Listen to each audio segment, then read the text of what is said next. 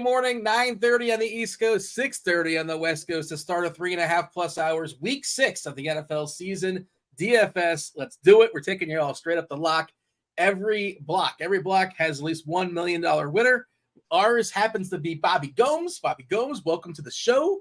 Welcome to Sunday morning. Let's do it, man. This is we know everything now, right? We have 5 weeks of data, and we should be good to go. Is that a big enough sample size we can kind of figure out what's going to happen on week 6, or not so much? I think it's a big enough sample size. Yeah, ready for week 6 here. 2 millis up top on DK, so maybe we can get one of those and retire from RotoGrinders. What is the what's the other one? what's the other milli maker? There's one that's like the $20 buy-in or something like that. What's the big boy one? The 555. There's a 20 and a 555. 20 and a 555. How much is in the total prize pool in the 555? Because we're making so much dough. Is it like 30% up top? How much? I don't agree with AB about it. Let's see. I'm taking a peek. I don't know. You're not playing it because I know it doesn't fit your structure. So yeah, I'm probably not playing it. It's it's 33% What's up top. going on here with the people show? Are we lagging? Someone's lagging. Who's lagging? Am I lagging? I think it's you, Bobby, but it's okay. I don't think it's that bad. Is it? What's wrong with my internet, dude? This is like, you got to win that second million, not just the retire. Yeah, you really need another milli, Bobby. Your internet's a little bit shaken for whatever reason. Hopefully we get that worked out at some point. That other voice you guys hear, it is the dulcet tones of Tim Buell, TastefulTides. What's up, Tim? How's Sunday morning treating? Yeah, we had a pre-show. The reason why we were late for like a minute or two was because we were, I wouldn't say arguing, but having a healthy debate about terrible running backs. I was fine until you hopped into the chat, Dean, and started yelling at me about your hot Deontay Foreman takes and how horrible of a play Chuba Hubbard is. So, we had to fight about that for a good 5 minutes. These are things we're going to talk about. Yeah. If producer Steve could please put up the lineup that we discussed with Dean's addition, please. Not mine. Dean's. This is Dean's hot take. So there it is. Oh, Jesus. Look at you framing it and throwing me right under Jerome Bettis. I'm right under the bus. Yep. We had the debate as far as, okay, if the people aren't aware, there's a slew of injuries this week. Let's just start with this. We always got to talk about like a cash game lineup, Tim, and what a shell looks like. Is it pretty clear that it's a 3 running back week as opposed to a 4 receiver week? Yeah, I think this is maybe the second time, possibly the first time I've played 3 RBs all season. This is definitely a 3 RB week. Maybe if you want to get different in some of those lotto milli stuff, yeah, that's fine. But if you're doing shorter field GPPs or cash games, it is clearly a 3 running back week. You have any rules like that today, Bob? Have you gotten that far as figuring out script stuff, or maybe because to be different, which is typically not different, you have a receiver in the flex? Anything you're doing there as far as that, or just whatever happens organically? I'm playing more receiver, tight end in the flex. Just how it's coming out for me right now. But if it's a late running back, I'll play a late running back in the flex. I'm just getting, for whatever reason, a lot more receivers in the flex position. Obviously, I'm playing GBPs. The cash optimal is definitely going to have 3 running backs. Yeah. By the way, as far as the injuries this week, let's see last night we lost Tank Dell. Tank Dell was concussed. Probably weren't expecting him to play. We're expecting T. Higgins to go. I guess this is kind of the latest news. Marquise Brown was not feeling particularly well, but he's expected to play as well. Jeff Wilson also not going to play for Miami. Of course, Achane, Bobby, your boy, is going to be out for 4 weeks. How are your best ball teams going to recover, Bobby? I know you've like 40%. They're not going to recover. That's it. Bobby Gomes' Twitter has been awfully quiet the last few days. I have not been seeing a lot of best ball influencing going on from his Twitter account. It's been very, very quiet.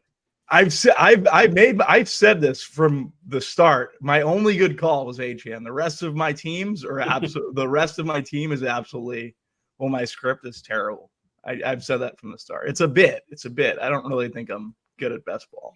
Is anyone good at best ball? Can you really say you're a good bet? Is there a big enough sample size, Dean, that someone can actually say they're good at best ball?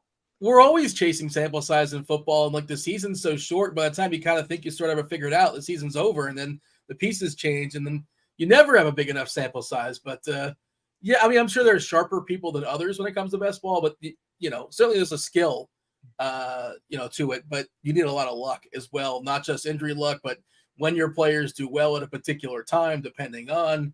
But and I'm not bitter because my best ball teams are not doing great, and I think I'm super sharp at best ball. Things aren't spectacular for my best ball teams. I don't even have a lot of HN. I have other disasters that aren't worth talking about. But hey, this is Daily Fantasy Sports. We hear about today and today only. Today, we have the people in chat. Hit that like button. Do hit that like button. Do subscribe. Do turn on those notifications. Do all those things to help us keep the lights on. Also, join the conversation. This portion is just kind of a free-flowing conversation. It's kind of sort of somewhat mapped out, but it's also loose, and I want the chat to help guide it. Just so many injuries this week. Receiving, there's not a lot of good cheap receivers. I'm curious to get your guys' take as far as lineup instruction when it comes to that. I also saw a note that what's his name, Mac Jones, apparently is going to be on a short leash, which that's basically been the season. It feels like there in New England, and I don't know if you guys are going to consider playing Mac Jones in the Garoppolo revenge game. But, probably X amount of your script, I assume. Bobby, you're one of those guys. You typically have, five quarterbacks a week? That's generally what you do, I'm assuming. I've been playing more QBs and taking stronger stands on positional players. Or, if it's a QB that I like, I'll go heavy on. But, yeah, I'm 5 to 7 currently. But last year I was a lot shorter. I was 3 to 5. Is there one you like today? It's a weird slate in that, we have no total above 50, right? Some of the biggest totals on the board are also expected to be blowouts. Miami, a 2-touchdown favorite against Carolina. Philadelphia, pretty big favorite against the Jets. I guess that total is not huge, but also some injuries, a couple injuries on the Philadelphia side. And I saw Sauce Gardner not playing for the Jets. I think it was a concussion. And of course, some of the better teams, there's no Josh Allen and there's no Mahomes. It's a weird slate where there's nothing really, not a ton just jumping off the table, I suppose. A lot of value. Yeah. One of the better games is probably Indy and Jacksonville in a dome. It's worth mentioning the domes always, but especially today because we kind of touched on this pre-show before we jumped on. Chicago officially orange. We'll see what the chief meteorologist Kevin Roth says. I presume he'll be updating us at some point, boots in the ground. We talked about this one on the Pick 6 show on Wednesday. They were speculating, I believe it's been raining on and off essentially all week in Chicago. According to Roth, it should be dry and breezy, winds at 20 miles per hour sustained with gusts to 30 miles per hour. Also orange in Cleveland, which I think is worse. The winds here are likely to come in a touch under what we see in Chicago, but we're still bringing in 15 to 20 miles per hour sustained winds with gusts around 30. On top of that, this is the game we're most likely to see rain. Models show off and on downpours throughout the game. Also, PJ Walker looks like he's going to draw the start there for Deshaun Watson, who's dealing with a shoulder. Without looking, Tim, what is Cleveland's total today? The current team total for Cleveland, what is it? I actually haven't looked, so this is for real. It's 23 points. No, Cleveland. Cleveland's total. Oh, Cleveland. I thought you were talking about. Yeah. I would say got to be 14. Right, Bobby, you got the over or the under, Bobby? I got the under. It's 13 sad points for Cleveland. Two of the best defensive teams in the 16. League. Yeah. 35.5 is the total for the game, which I think is the lowest total we've seen this entire season, I want to say. And also worth noting as far as Minnesota-Chicago, that game opened at 48, maybe 47.5, 48, 48.5. And it's been bet down to 43.5. So let me go ahead and drop this in chat for the people. You can certainly get this yourself, but I'll save them a click. Sure, why not? You can click on it in the chat. Bobby, how much do we care about? Value our Dean, saving the chat a click. Everyone get the likes up for Dean. Let's get the likes up. He's doing everyone a favor. Bobby, this is how you crack the top 10 for nicest DFS guys. Dean is. You got to do things like this. If you heard Dean pre-show, Dean would never be voted top nicest guy in DFS. I mean, I can tell you that. I can tell you that much. I'm like the Ellen DeGeneres of DFS. I'm a tight behind the scenes. My word, Dean behind the abuses me scenes, during the week. behind the He sends me scenes of all the mean show texts. is it's hectic. Tim really likes. He's to the stir Ellen the pot. DeGeneres. Yes, the Ellen DeGeneres Tim, of DFS. Tim, I'll when we get off the air, Tim, just keep your DMs open because it's not going to be pretty, and no screenshots. I don't want you sharing with the people. It's just between the two of us. But yeah, Bobby, how are you handling this? Also, Jefferson's here from Minnesota. I'm sure the people were at this point. Like theoretically, if this game was in Minnesota, if this game was in the Dome, this will be one of the most popular games on the board, right? No Jefferson, the inept defense of Chicago. We have some cheap spots as far as the receiver from Minnesota. The receivers from Minnesota, I guess they're not they could be a little bit cheaper theoretically, but Addison, Osborne, I've seen Powell thrown out there as like a super, super cheapy dart, that kind of thing. Hawkinson, of course, you got to pay for tight end, but theoretically, he's probably got the biggest ceiling on the board. And then, of course, there's San Fran, Cleveland. McCaffrey has scored a touchdown, I think, in 14 straight games or something like that. Brock Purdy seems to just put up 30 every single time, and still nobody respects him for San Fran. They're super efficient, and they spread the ball around, so nobody really gets these monster ceiling games, at least not consistently. And it's a tough matchup defensively. But how are you handling these weather games? And, typically, Bobby, I don't like to freak out, but, orange, little scary, totals dropping 4 or 5 points, a little bit scary. How are you handling? I guess Minnesota is one of the more interesting spots. How are you handling that versus Chicago? Yeah. Well, Minnesota, for example, I definitely really like Hawkinson, probably more than the field. I think paying up a tight end is a way to be differentiated. A lot of short area targets. He's seen about 8 targets per game. So he's someone with the entire field kind of paying down a tight end. I don't mind paying up to Hawkinson. And then Foreman is a big decision point, and we kind of talked about it in the Shell pre-show, going over what we were posting for a cash core, whether it would be Chuba or Foreman. The entire industry seems to prefer Chuba, and I think Dean and I were on the side of Foreman, where Tim was on the side of Chuba. So for me, I just think the weather fits Foreman. Foreman's one of those guys. We said it prior to the show. He's like a football guy, You put him in there. He's a running back. What was the word, Dean, that you used again? I compared him in baseball, the announcers, they never really say Ronald Acuna or Bryce Harper is a professional hitter, but they say the number 8 guy, who's going to ground out and pop up, but he's going to do it like a professional. He's a professional running back. You're saying Deontay Foreman is Michael Brantley, is what you're saying. That's what you're saying. You're probably rounding up, to be honest. Yeah, okay. Yeah, you're probably rounding up to Brantley. But, and also you said, which was an interesting point, he's been on, inactive for several weeks. And I guess you can counter with he's fresh, right? And you knew Dean was coming with the counter once Tim dropped that. He's been inactive for 4 weeks. Just thrown out there. This was for the pre-show conversation. Yeah, I came prepared. I took notes for sure. And the counter is, Foreman's going to be running with fresh legs. And also they lost their 1 and their 2. It's not Foreman was the 2 and coming into the season. Well, there was a lot of buzz on Roshan Johnson in preseason, kind of a rookie, kind of see what they have. Herbert, pretty solid, pretty solid. They had competent guys. It wasn't he was blocked by at least some theoretical talent. My thought, I was just I thought their projections should have been the same. And we have Foreman a little bit behind Hubbard. And if you want to play Hubbard in cash as opposed to Foreman, and I guess we should bring that back up. I don't know. My apologies, Tim. I should not have derailed that conversation, but we should have that conversation. You did derail it. I was going to say that. I'm bringing it back. I'm bringing it back. It's a free-flowing conversation, and somehow I free-flowed right out of the cash conversation. But yeah, we're back on it for sure.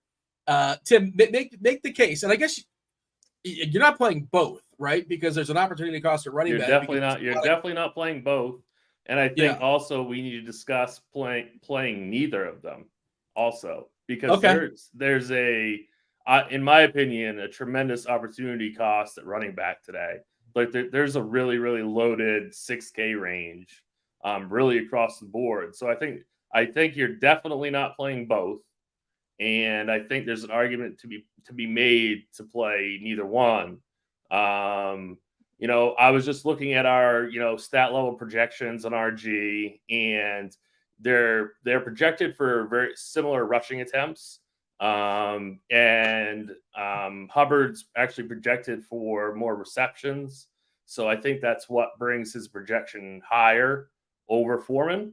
I'd also, personally, I think Fields is going to be taking a lot of those rushing attempts from Foreman. Now, I know that we have that in the projections already, but I think that this isn't as good of a spot for Foreman. I think this is an amazing spot for Fields to rush for, close to 100 yards, really. I mean, if this weather is going to be really that windy, I think we're going to see a lot of design runs for Justin Fields. So I think they just stack the box in that scenario, though? Isn't it easier for Minnesota to stack the box? I mean, it is, but I mean, I think that Fields is athletic enough, and Minnesota's defense is not talented enough, really. So, I mean, we'll see. It's definitely close. I'm not saying that you guys are like way off by any means, but I think if I'm playing purely cash games, I'm still sticking with Hubbard. Yeah, it's again, I think it's super, super close and really not worth arguing over. Is there going to be a difference in ownership? Because if one is going to be distinctly less owned, or I'm trying to see what we have ownership wise between the two, but I don't think that's the case, right? They're going to be basically similar, somewhat similar. No, Hubbard 17%, Hubbard 24. Yeah, so Foreman's 15 and Hubbard's 24. Yeah, Hubbard also, they're a bigger dog. Their team total's like 5 or 6 points less. There's more behind him, I think. Like at least we saw Blackshear like got some run last year. He's behind them there. Obviously, there's no Miles Sanders. If you guys aren't aware, that's the reason why we're talking about Hubbard. In Chicago, what we're talking about, of course, Fields, but Darrington Evans, I think, is somebody they either signed or called up from the practice squad. And then there's Blasingame, who I believe is a fullback. So I wouldn't think he's not going to be somebody featured. Chicago only a 3-point dog, 20 team total. I don't know, man. It's close. And I said, I'm not going to sit here and argue with you about it because it's close. And it's worth a conversation, I guess. If people, I could sit here and argue. We have Fields projected for 9 rush attempts and 56 rush yards. So is that too high or too low? Or about no, right? I think that's fine. But I mean, I think that I honestly, I think he's going to go over that. If I had to bet on that, go over the rush yards. But so I think just for me, just looking at it, my opinion, not based on any kind of quantifiable stat, but I mean, I think that Fields goes over that total, so that naturally makes me lower on Foreman. The last word in this, Bobby. What's your last word as far as Hubbard versus Foreman? I think if I was playing cash games, I'd just play Hubbard, but in tournaments, I'll probably play a little bit more Foreman. So, Tim, you're talking about running out 3 running backs at cash. I think that's what you absolutely should do. The opportunity cost as well. Mostert, is he the first running back you're throwing in there? This is DK specific. On FanDuel, a little trickier. FanDuel's really, really reactive. I think he's 8.5 over there, I want to say. Yeah, he is. The absence of Achane. Now they're and also Wilson not going to be back, but there is Chris Brooks and Salvin Ahmed will be in uniform. And Miami, I think Miami's a smart organization, and they understand that they probably shouldn't run Mostert into the ground. And they're going to work in Ahmed, and they're going to work in Brooks. So Mostert's probably not going to get 80% of the carries, but he'll get enough. 31 point total on the board, massive, huge total for Miami. They're probably going to run Carolina out the building with being a 2-touchdown favorite. Jacobs at 7K is just incredible usage against that New England team. It's not particularly good home in the dome. We've seen Kyron Williams get a ton of good usage. Kamara get great usage. Etienne over there in London was getting a ton of good usage. He looks like one of the premier games in a dome there versus Indianapolis. How do you, and Gibbs not playing for Detroit, this is the opportunity cost, right? I'm running off a bunch of running backs that all look pretty appealing in the 6 to 7K range. There is Joe Mixon there too, which I think models are going to like more than people are going to like, just because Mixon, I played him last week and he crushed my soul. Oh my word! Never again? Are you never again, guy? No, I can't say that. I'm probably gonna play him next week, but I'm not playing him this week. Yeah, I cashed all my cash games and just missed all my single entry stuff, all because Mixon could not put the ball in the end zone. So that really tilted me. But yeah, I can't wait to play Mixon this week, by the way. Right, exactly. So this is the argument, really, that maybe you don't have to play Chuba or Foreman because there are so many guys in the 6K range that you can play. You know, Kyren Williams has basically no competition in that backfield in an amazing spot against Arizona.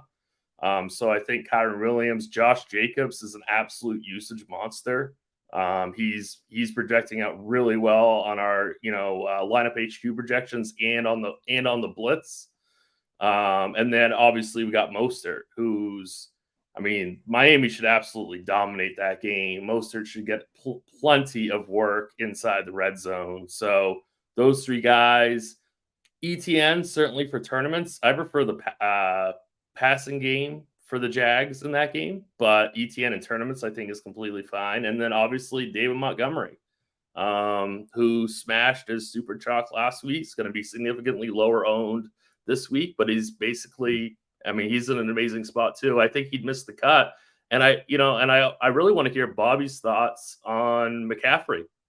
This is a really bad weather game, and they should just be giving the ball to C-Mac the entire game. And so I would imagine he's going to be in line for a ton of usage. Yeah, I'm going to be very overweight on McCaffrey for what it's worth. It's too low of an ownership. Right. Like if you go McCaffrey, if you go McCaffrey, you're immediately making very, very different lineup construction because you can't really go to Tyreek or Chase or Cup. Like you have to make concessions if you're going to be paying up for McCaffrey. So I think that's a really, really good way of getting contrarian. So he's in a great spot. And so, I'm not going to play him in cash games, but for large field GPPs, I think he's a really, really great play. Well, you think it's a great spot because of the ownership, not necessarily because of the matchup, because Cleveland's a good defensive team. I assume that's what you're saying, right? Or no? They're not great against the run. Okay. Speaking of stacking the box, I assume that's what they're going to do here if the weather is not good. The teams will adjust. Again, 35.5, total for the game. But, San Fran's getting a big piece of that pie, 22.5. They're 9-point favorites. You also might get a short field a couple of times, Walker being a quarterback against that San Fran defense. I know Walker had that run in, was it the XFL, where he was the MVP of the XFL. Am I making that up? I think that happened. One of those leagues. But you can't feel. I don't follow the XFL, Dean. I'm sorry. I apologize. Am I supposed to? Well, I know you were you're our CS:GO expert, so I thought you might. That is true. That's a good XFL point. was kind of the CS:GO of football. That is true. That's a good point. Dean is like Ellen. That was This is an abusive. Dean, that wasn't nice. I'm just gonna say that wasn't nice from my perspective. I was saying he's an expert. I said he's an expert. How was that insulting? If you think Dean's like the Ellen DeGeneres of DFS, hit the like button in chat. Somebody in chat said I should start the show dancing like Ellen, which is a funny. That's not happening. We're not committing to that one for sure. Hey, Devin, producer Devin in chat. Speaking of the opportunity cost at running back and how cluttered it is as far as running backs. Yeah, Bijan Robinson. Remember, he was like the sexy new thing a month ago. People were already kind of sort of somewhat frustrated with him. The timeshare that he happens to be in. He's another guy that's going to be mostly ignored on the turf and make some fun catches too when they little screen passes to him behind the back. Obviously, super talented. Bobby, is he somebody you're going to be over the field on? I believe 10% we're looking at as far as Bijan Robinson. Not in the cash game, just, doesn't get enough opportunity. Cash is a lot of it's about opportunity. And he's super talented, but he's only going to get like 15 touches. That might not be enough when you consider the asking price, but he's certainly going to break one for 70. Where do you have Bijan? 10% currently, Bobby, as of right now on DK. I currently don't have any Bijan, mainly because Tyler Algier worked in for 44% of the snaps last week, and we talked about the opportunity cost at running back. if I'm paying up, like I'd rather just find my way to CMC somehow where I know that he's getting the majority of the work, right? I know it's a good spot for Bijan. For me, though, this week, he's just going to be lost in translation. Yeah. Tim, are you making enough lineups to get to Robinson? He's not something I'm prioritizing, but if anybody shows up at Robinson, it's not a bad play. For sure, you can play Robinson if you want to. Yeah, I'm just not getting enough of an ownership discount for me to really consider him. Like, he's pretty close to other guys in that price range that I'd much rather play. I would like to hear Bobby's thoughts on Kenneth Walker at 4% owned. We like Walker today. I feel like you have to, right? I mean, at that ownership, I think that's a tremendous large field GPP play. He's gonna. I think he has one of our highest rushing yards projections. I'll have to double check that. But yeah, like he's gonna be. Yeah, he's just behind McCaffrey and Montgomery for total rush yards in our projections. So at 4% owns, I really like him in GPPs. It feels like Seattle as a whole. Seattle as a whole is kind of like being ignored, which 20 team total in Cincinnati, West coming east. The receivers are kind of tricky. They're coming out of a bye. I know people like to tell themselves a story as far as, rookies, receivers coming out of a bye. Maybe we can get some more JSN. I don't know if that's going to happen, but I've heard the story being told. Super cheap receiver. And I guess we'll have that conversation maybe later on in the show. But just as like a general thought, I'm curious. Maybe let's have it now. Sure, why not? It's a fluid ship. Cheap receivers are like kind of non-existent today. I don't want to say non-existent. But, Bobby, give me your long list of cheap receivers, like, I don't know, 4 and under or something like that you like either they're in your pool or like you feel good about. There's not a lot, unless I'm missing some. It's receiving is kind of rough as far as of course, just takes one play for some of these guys, right? But how do you feel about cheap receivers today as a general thought? And is there somebody I'm missing? No, that's the issue for me is like Foreman and Chuba. I feel like you kind of have to play them because these cheap receivers aren't great. I guess going down the list, Josh Downs would probably be my favorite to start. He's at 4-1. Robert Woods is the guy that's hitting a ton of optimals. He's like a complete X for me. I want nothing to do with Robert Woods. Michael Wilson at 3,800, same price as Robert Woods. I think he's going to make a lot of sense for me to get into some of my lineups just because I'm playing a lot of Cooper Kupp, I feel like, currently. Rashid Shaheed, he's at 3,700. Like him a good bit. Devontae Parker down at 3.5. His counterpart, Kendrick Bourne, is up at 4.2. I actually really like Bourne today. I would prefer him to Parker, pay the extra 700. But there's not much. Like Jamal Agnew at 3K, I think he's fine. Brandon Powell is going to be someone that people are going to try to fit in there. He could run the risk of of losing snaps if they go 2 tight ends and John Oliver comes on. So that's something I'm a little bit worried about, but he's going to be my player pool just to be my player pool. Yeah, and maybe in some larger field stuff I'll get in. I think one of these Patriot young rookies, whether it's Tyquan Thornton or Boot. See, I was actually considering playing Matt Jones prior to this news that he wasn't going to be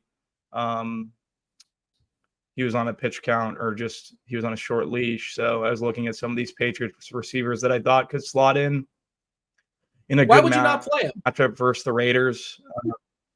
If you're going to play him before, why would you not play him now?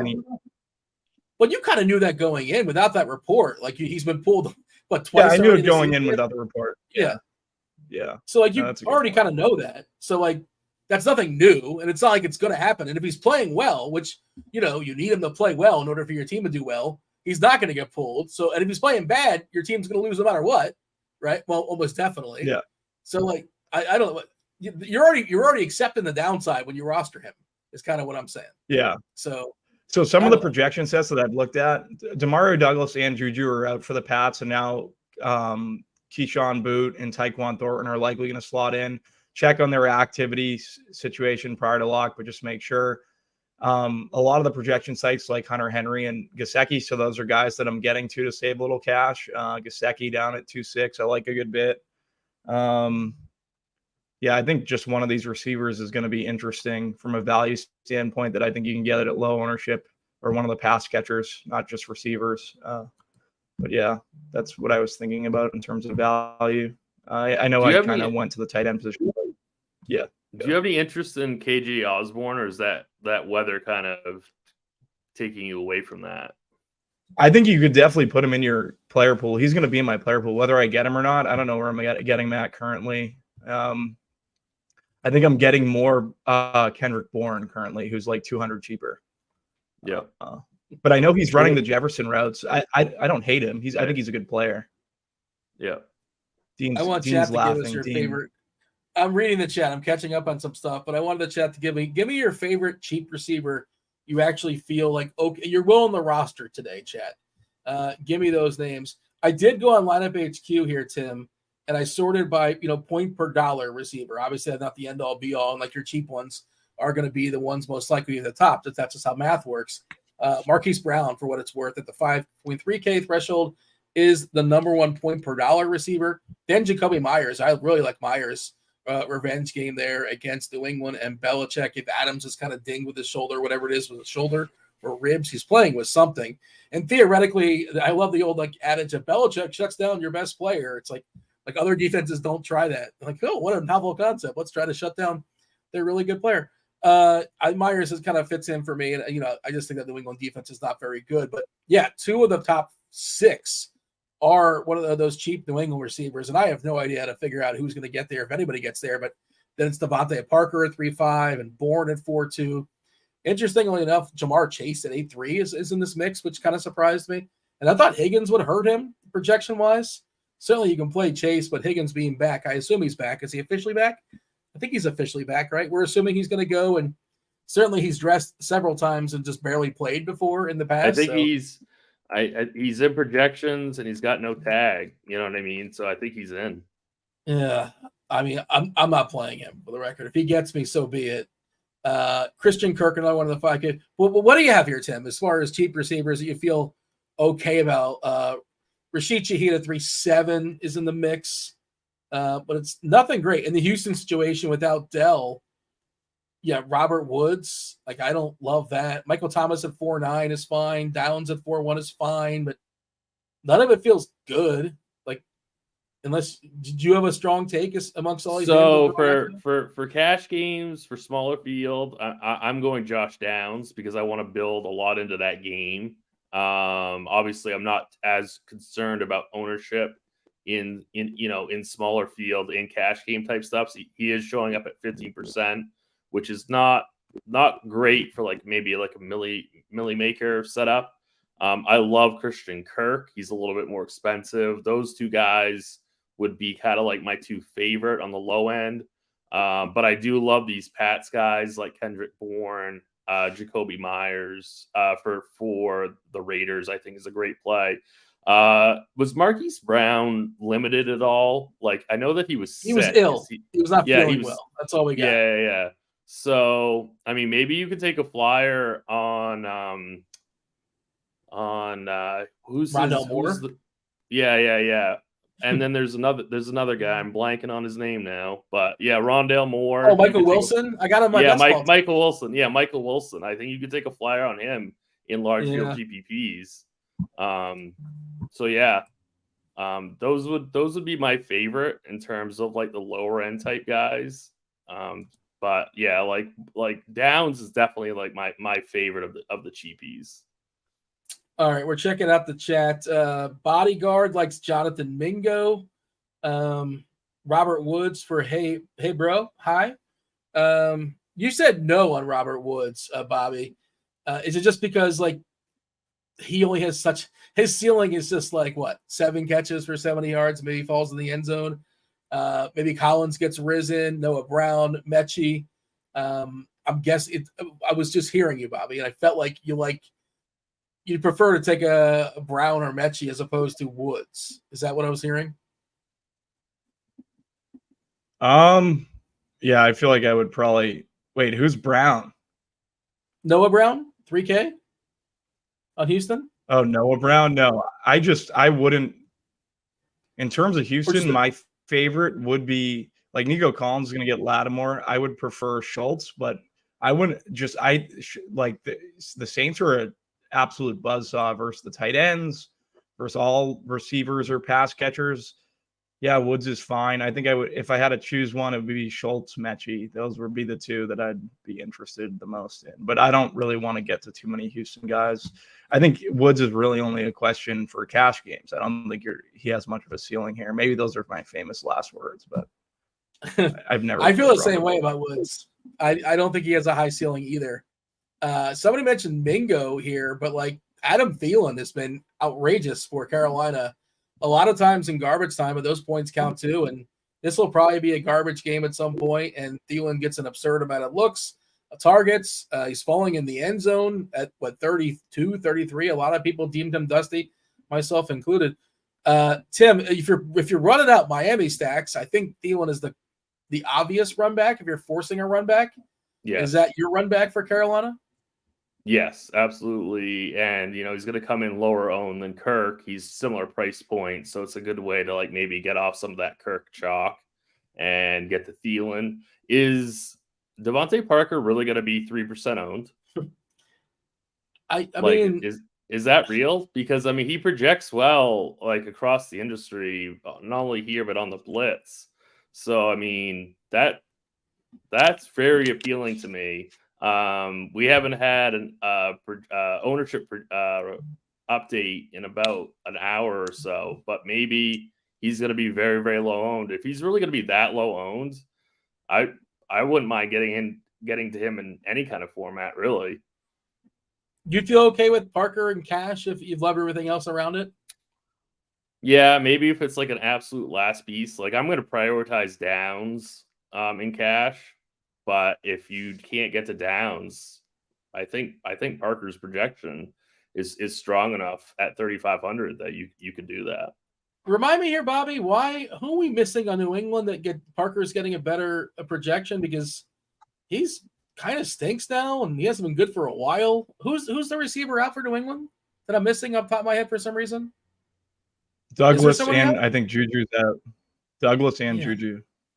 But they still have 5 or 6 guys. Rieger's there if he's going to address Thornton, Bourne, Montgomery. I don't know, man. It's a big old mess for me. None of it feels. They're not good guys, right? Yeah. I don't think so. But what do you need at a Parker at 3.5 to feel okay about it? Is sort of the question. Am I wrong to say Bourne probably has the higher ceiling? I feel like Bourne's got the bigger ceiling amongst those. Any receiver for New England. Is that wrong to say? I think Bourne's Bourne would be my favorite. I think people are going to go to the tight ends. They're going to go to a lot of these other guys. I think you just play Bourne. I think Bourne could have 2 touchdowns today.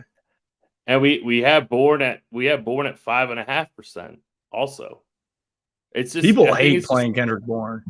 Well, and I think they hate playing New England. Yeah, exactly. It's this Mac Jones situation. Everyone's like, I don't want to trust Mac Jones, but you don't need a ton from guys like Parker and Bourne, especially at this ownership. So realistically, they just need to beat guys like Downs and Robert Woods, and you know what I mean, because those guys are going to be higher owned. Right now we have Bourne for 6.5 targets, 4 receptions, and 46 yards. And we have Parker at 5.5 targets and 3 receptions at 42 yards. So, that's pretty decent at those price points. If they fall into the end zone, you're going to be in incredible shape. The stench of that New England offense is kind of my issue. Do we want Zappe in there? Is he the next guy in line? Is he the presumed backup, Bobby, if Jones gets the hook? Or is it Greer? So they activated Malik Cunningham, but I think it's going to be Will Grier that would ultimately be the guy. So if you want to pull a siege, Will Grier does have rushing equity. He is very cheap. I don't know. I'm just saying. He can win all the money like Siege. Doesn't sound like an endorsement to me. I don't know how many lineups you got to make to play some Will Grier. I can't imagine that is happening at all.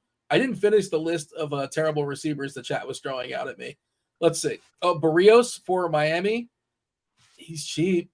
if they have a 30-team total and he's could theoretically fall in the end zone, Braxton Berrios. Claypool's there now, though, right? Doesn't he hurt him a little bit? They gave him a uniform. I don't know. Is he playing Claypool? Like he's got to be behind. I think want to make a jelly beans bet today, Dean. Yes. I think Claypool catches a touchdown today. What? Wait, wow. If he's active, he catches it. I think they'll try to get him in. They'll try to get him in the end zone. The Dolphins, this is like Robbie Chosen is too good to be on the field. Like this is how much ahead Miami's ahead. And it's a fourth quarter mercy touchdown for Chase Claypool. Well, when does this happen? Is he getting? We're not playing Claypool in DFS. I just think they'll try to. I feel like that coach would try to do something like that. Yeah, we love McDaniel. Just get him for in. Sure. Maybe run him in on an end around or something that Claypool used to run in Pittsburgh. Try to get him acclimated a little bit. Yeah, he's still so young, isn't he? Like, is he like 26 or 27? Like he was once super, highly touted former first rounder. I think he was a first rounder there in Pittsburgh, if not first, second. These names do anything for you? Berrios, is he in the pool for you, Bobby? He's cheap, and he plays for the Dolphins. They have a 31 total. Yeah, I don't mind Berrios, but I do. My favorite Dolphins receiver is just spending up for Tyreek and getting leverage off Mostert when he catches a bomb. Him or Waddle, whoever he feels the guy today, right? Because that Panther secondary is not going to be able to keep up. They're down two corners, right? I believe they're starting two corners, and I think one of their top defensive players as well. They're not well positioned for success. Seems like a tough spot for them, I would say. Yes, and I won't go on the rant as far as the home field advantage that the Dolphins have. We all know about Carolina getting thrown in the sun in the humidity while Miami gets the chill in the shade. And they're also good. Like Miami's awesome. Love that offense. Kind of a bummer they lost Achane, but I think they're going to be fine. Hopefully. Let's see. London was thrown out there. Is London cheap enough to consider him in the cheap receiver? He's 4.8. Okay. I think that's completely fine. I don't think he's my favorite, but I think he's okay. Terry McLaurin at 5.5, doesn't that just seem really, really cheap for him? I think, and Bobby probably knows this better than me, isn't Washington doing like what Denver's doing and just like playing too many receivers and nobody's getting a ton of run? And like, is McLaurin one of those guys they're kind of like not letting play every single down? And it's just kind of a mess as far as target percentage. I think McLaurin's just like, he's fine, but the targets there for Washington, there's just too many people getting targeted and none of them are that great. But theoretically, I hear you. As far as the price of McLaurin, that does seem pretty good. Bobby, you have thought as far as that Washington, the pass receivers? I guess Logan Thomas will probably be the most popular just because the position, I suppose. You got to pick somebody, and he looks okay, and he's cheap.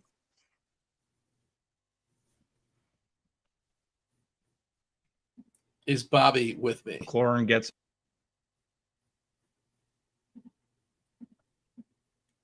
All right. Tim, are you hearing Bobby? He's kind of jumping in and out for me. I'm not. Right. I can't hear Bobby. We got that. The internet's popping up on Bobby. Hopefully we can kind of power on through and we'll figure this out as we move on. We have the next show coming in about 40 minutes or so, Squirrel Patrol. You guys know Squirrel Patrol. He won himself $1 million. Also, Erik Beimfohr. He plays those DFS streets. He talks about the best ball streets as well over on Spike Week later on. I know it's producer Rob. Who else is coming in? Is it? I think it's Dre. I want to say Dre is going to be on later. I don't recall who the third person is. Bad job by me. I was looking at the screenshot and I forgot who it was, but it's definitely going to be somebody sharp. Like I can't imagine it's not. And I'm buying time to find it. Oh, it looks like it's Will. It's Will and it's Andre. And I believe it is producer Rob taking you guys home at crunch time. Do you want to answer your questions, whatever's on your mind, by all means, happy to knock those out.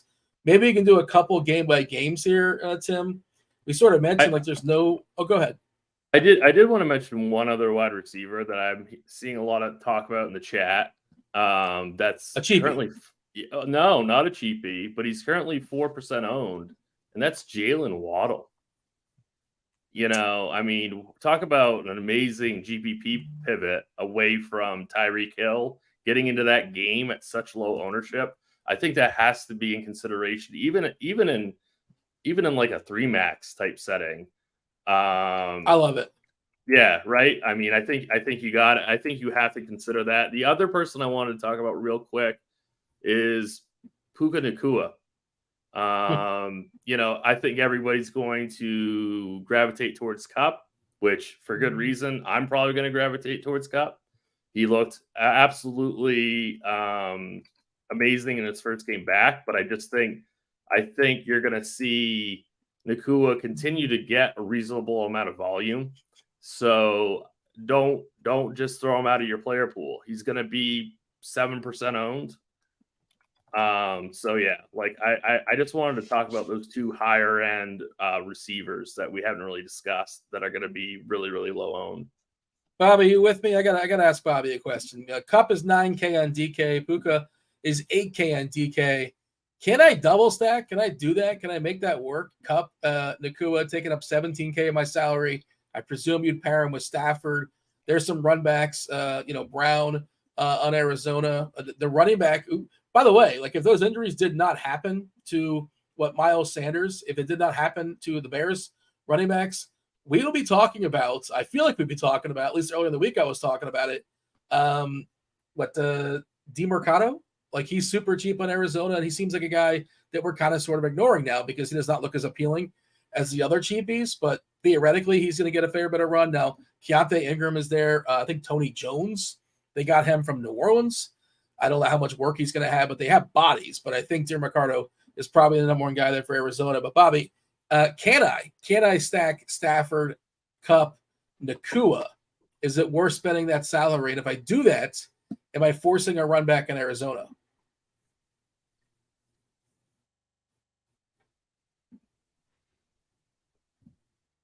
Oh boy, is Bobby?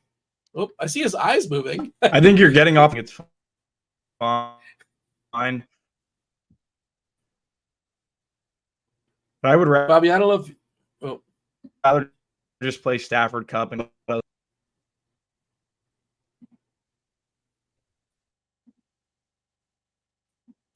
right, kind of jumping in and out. Maybe if you can get Bobby to jump out and kind of jump back in, that might work out, I suppose. Maybe it's a little bit of a connection issue, but yeah, Bobby, if you can jump out and jump back in, that'd be awesome. Chat, feel free to join the conversation as well. Whatever's on your mind, myself and Tim, we're happy to answer until we hand it over to Beimfohr. Did you ask Bobby if you play 2 Rams, should you have a run back with Arizona? Was that the question? Yeah, well, not just any 2 Rams, right? If you're delegating so much salary, like Cup and Nacua, I think it's different. I think if it's like if you're running Karen Williams and like Atwell or something like that, then.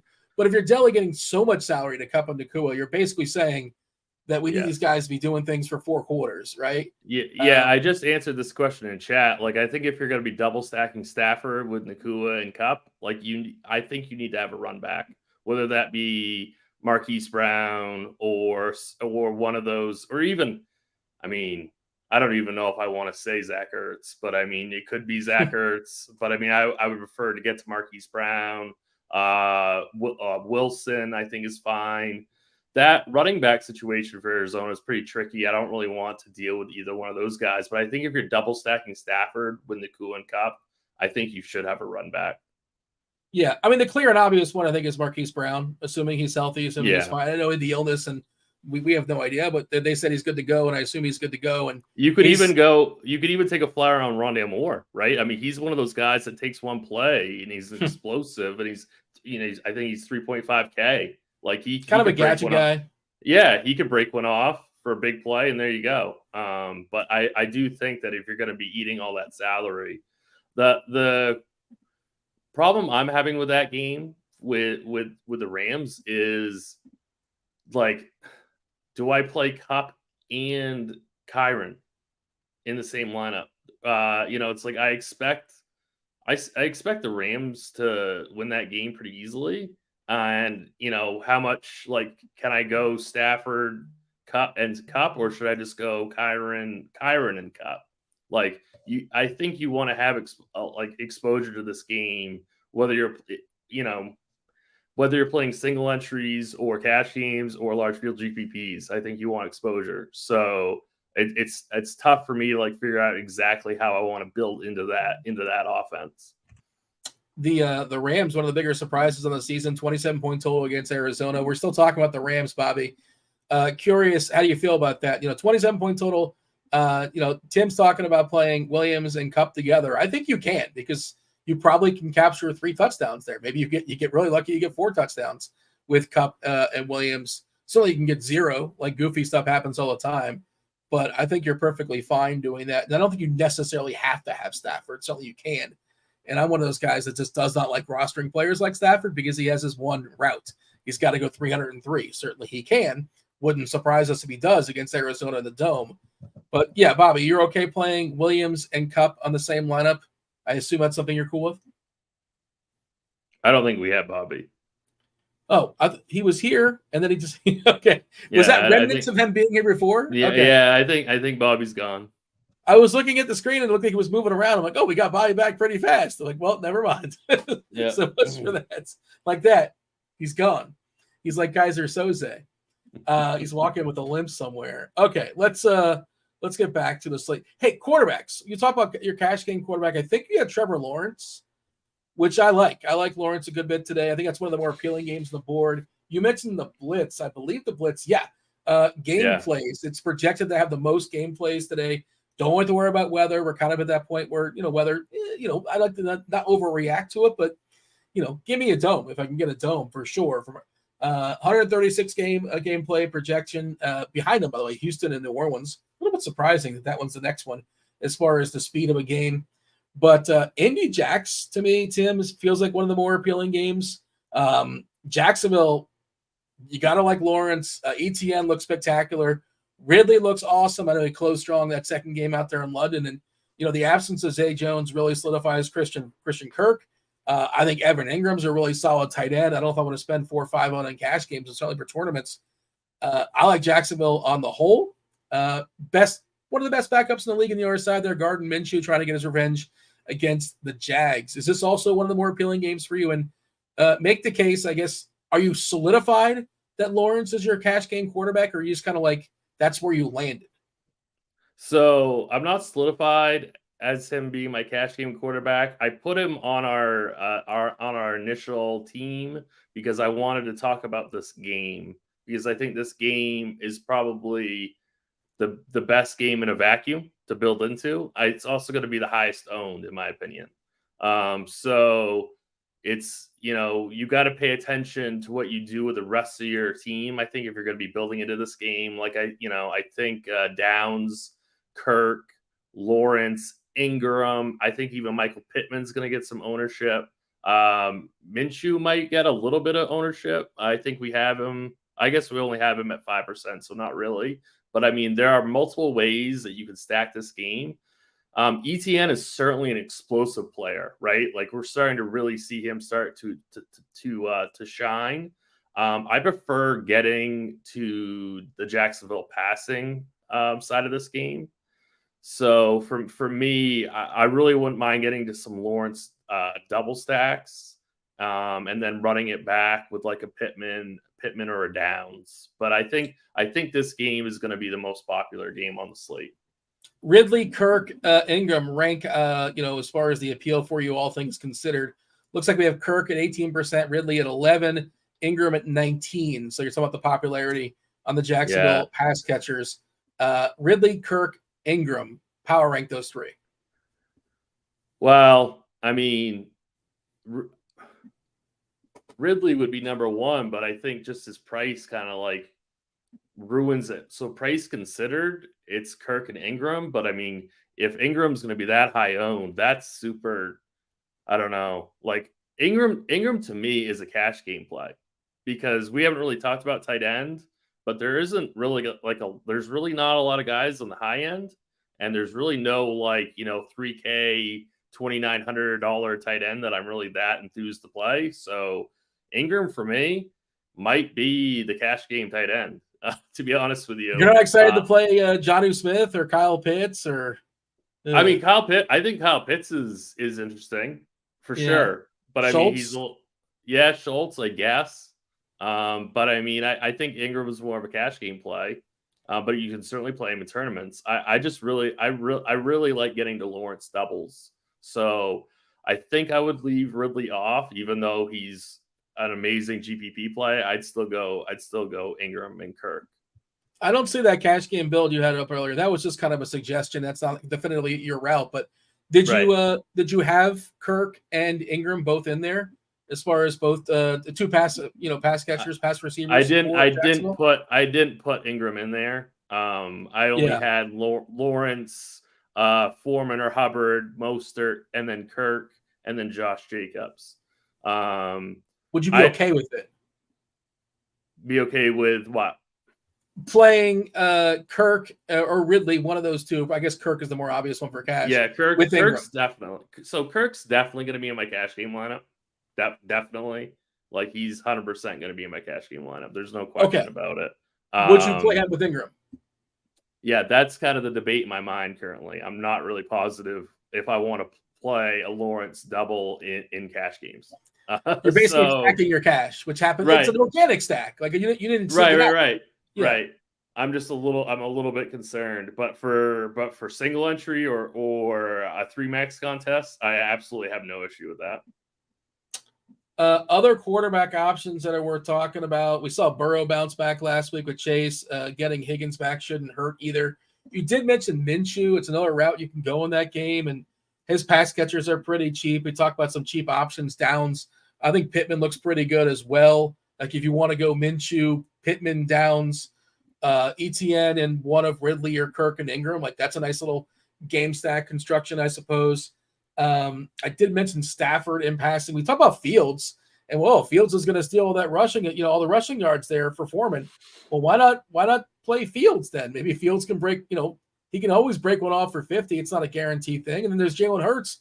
He gets the touch push every single game. That's just like a free touchdown. Well, what a floor that is. I know that the defense isn't exactly appealing against the Jets. I think it's easier to make work on FanDuel as far as like price shopping for Jalen Hurts. He's probably your FanDuel cash lineup quarterback, not necessarily for DK. DK, I can't get to Hurts. That's not happening. He's fine if you want to play him in like a millie, but I'm really not going to spend much time on Hurts. If I'm not playing Lawrence in cash, Joe Burrow would be my number 2 option. I think we've seen that the injury concerns are kind of going away, and we saw him get out of the pocket and actually make some decent rushes. So I think Burrow would be my next favorite behind Lawrence. Honestly, I think you can play Justin Fields in cash games. What's that? I agree. I think I would. You don't have to, but if you land on him, I think it's fine. Yeah, because I think his rushing floor is going to be really, really solid in this matchup. I wish he was a little bit cheaper, but I have no faith in this Minnesota defense. So I think that you can play. I think you could play Fields. I think you could play Matt Stafford, but I think if you're in that low 6 range, I'd rather just go up to Burrow or Lawrence. So he kind of gets a little bit squeezed out for me. But for tournaments, he's absolutely fine. And then I think we do need to touch on Tua real quick, right? I mean, yeah. But love it. I love Tua today. Yeah, I know. I do too. The problem is, how is Carolina gonna push back? I'm just worried. But yeah, go ahead. You're right. Yeah, I mean, I don't know. So he throws for 275 and 3. Is he even gonna do that? Is that gonna be enough? Can we get that same input from guys that are $1,000 cheaper? I think we can. I'd rather get exposure to just to Mostert, I guess. Maybe a one-off of Tyreek, because you can always play Tyreek. But I don't know if Tua is going to get enough pushback to really be optimal. That's my concern. But Bobby said Chase Claypool is going to score a touchdown for Miami. I'll say Salvin Ahmed is going to score a touchdown for Miami.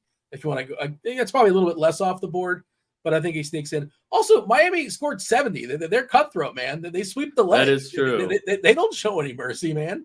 Eventually, Tua's going to come out of the game, but if this game gets super, super ugly, but I think they're going to, step on the pedal for as long as they can.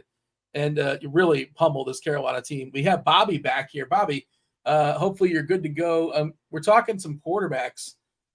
Tua, we're talking about Tua, who's going to be kind of somewhat sort of ignored. I shouldn't say ignored, but, if you like Tua, by all means play Tua. 8%, 9% for a quarterback. Quarterback stuff never really gets too high. He's the fourth highest currently behind Burrow, Stafford, and Lawrence. I assume you tell me otherwise. How do you feel about the Dolphins? Also, 30 team total. Is this one of those like give me a Dolphin in every single team? Like force the optimizer to give me at least one Dolphin in every team. Is that something we can do?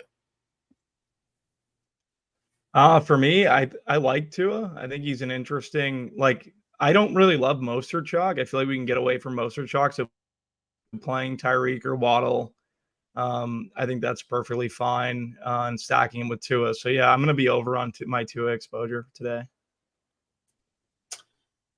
Yeah, I'm going to be over. Are we as back well to too, lagging? If that's the case, I'm just going to hop off. What do you think, Tim? How did Bobby sound to you? I thought he sounded fine.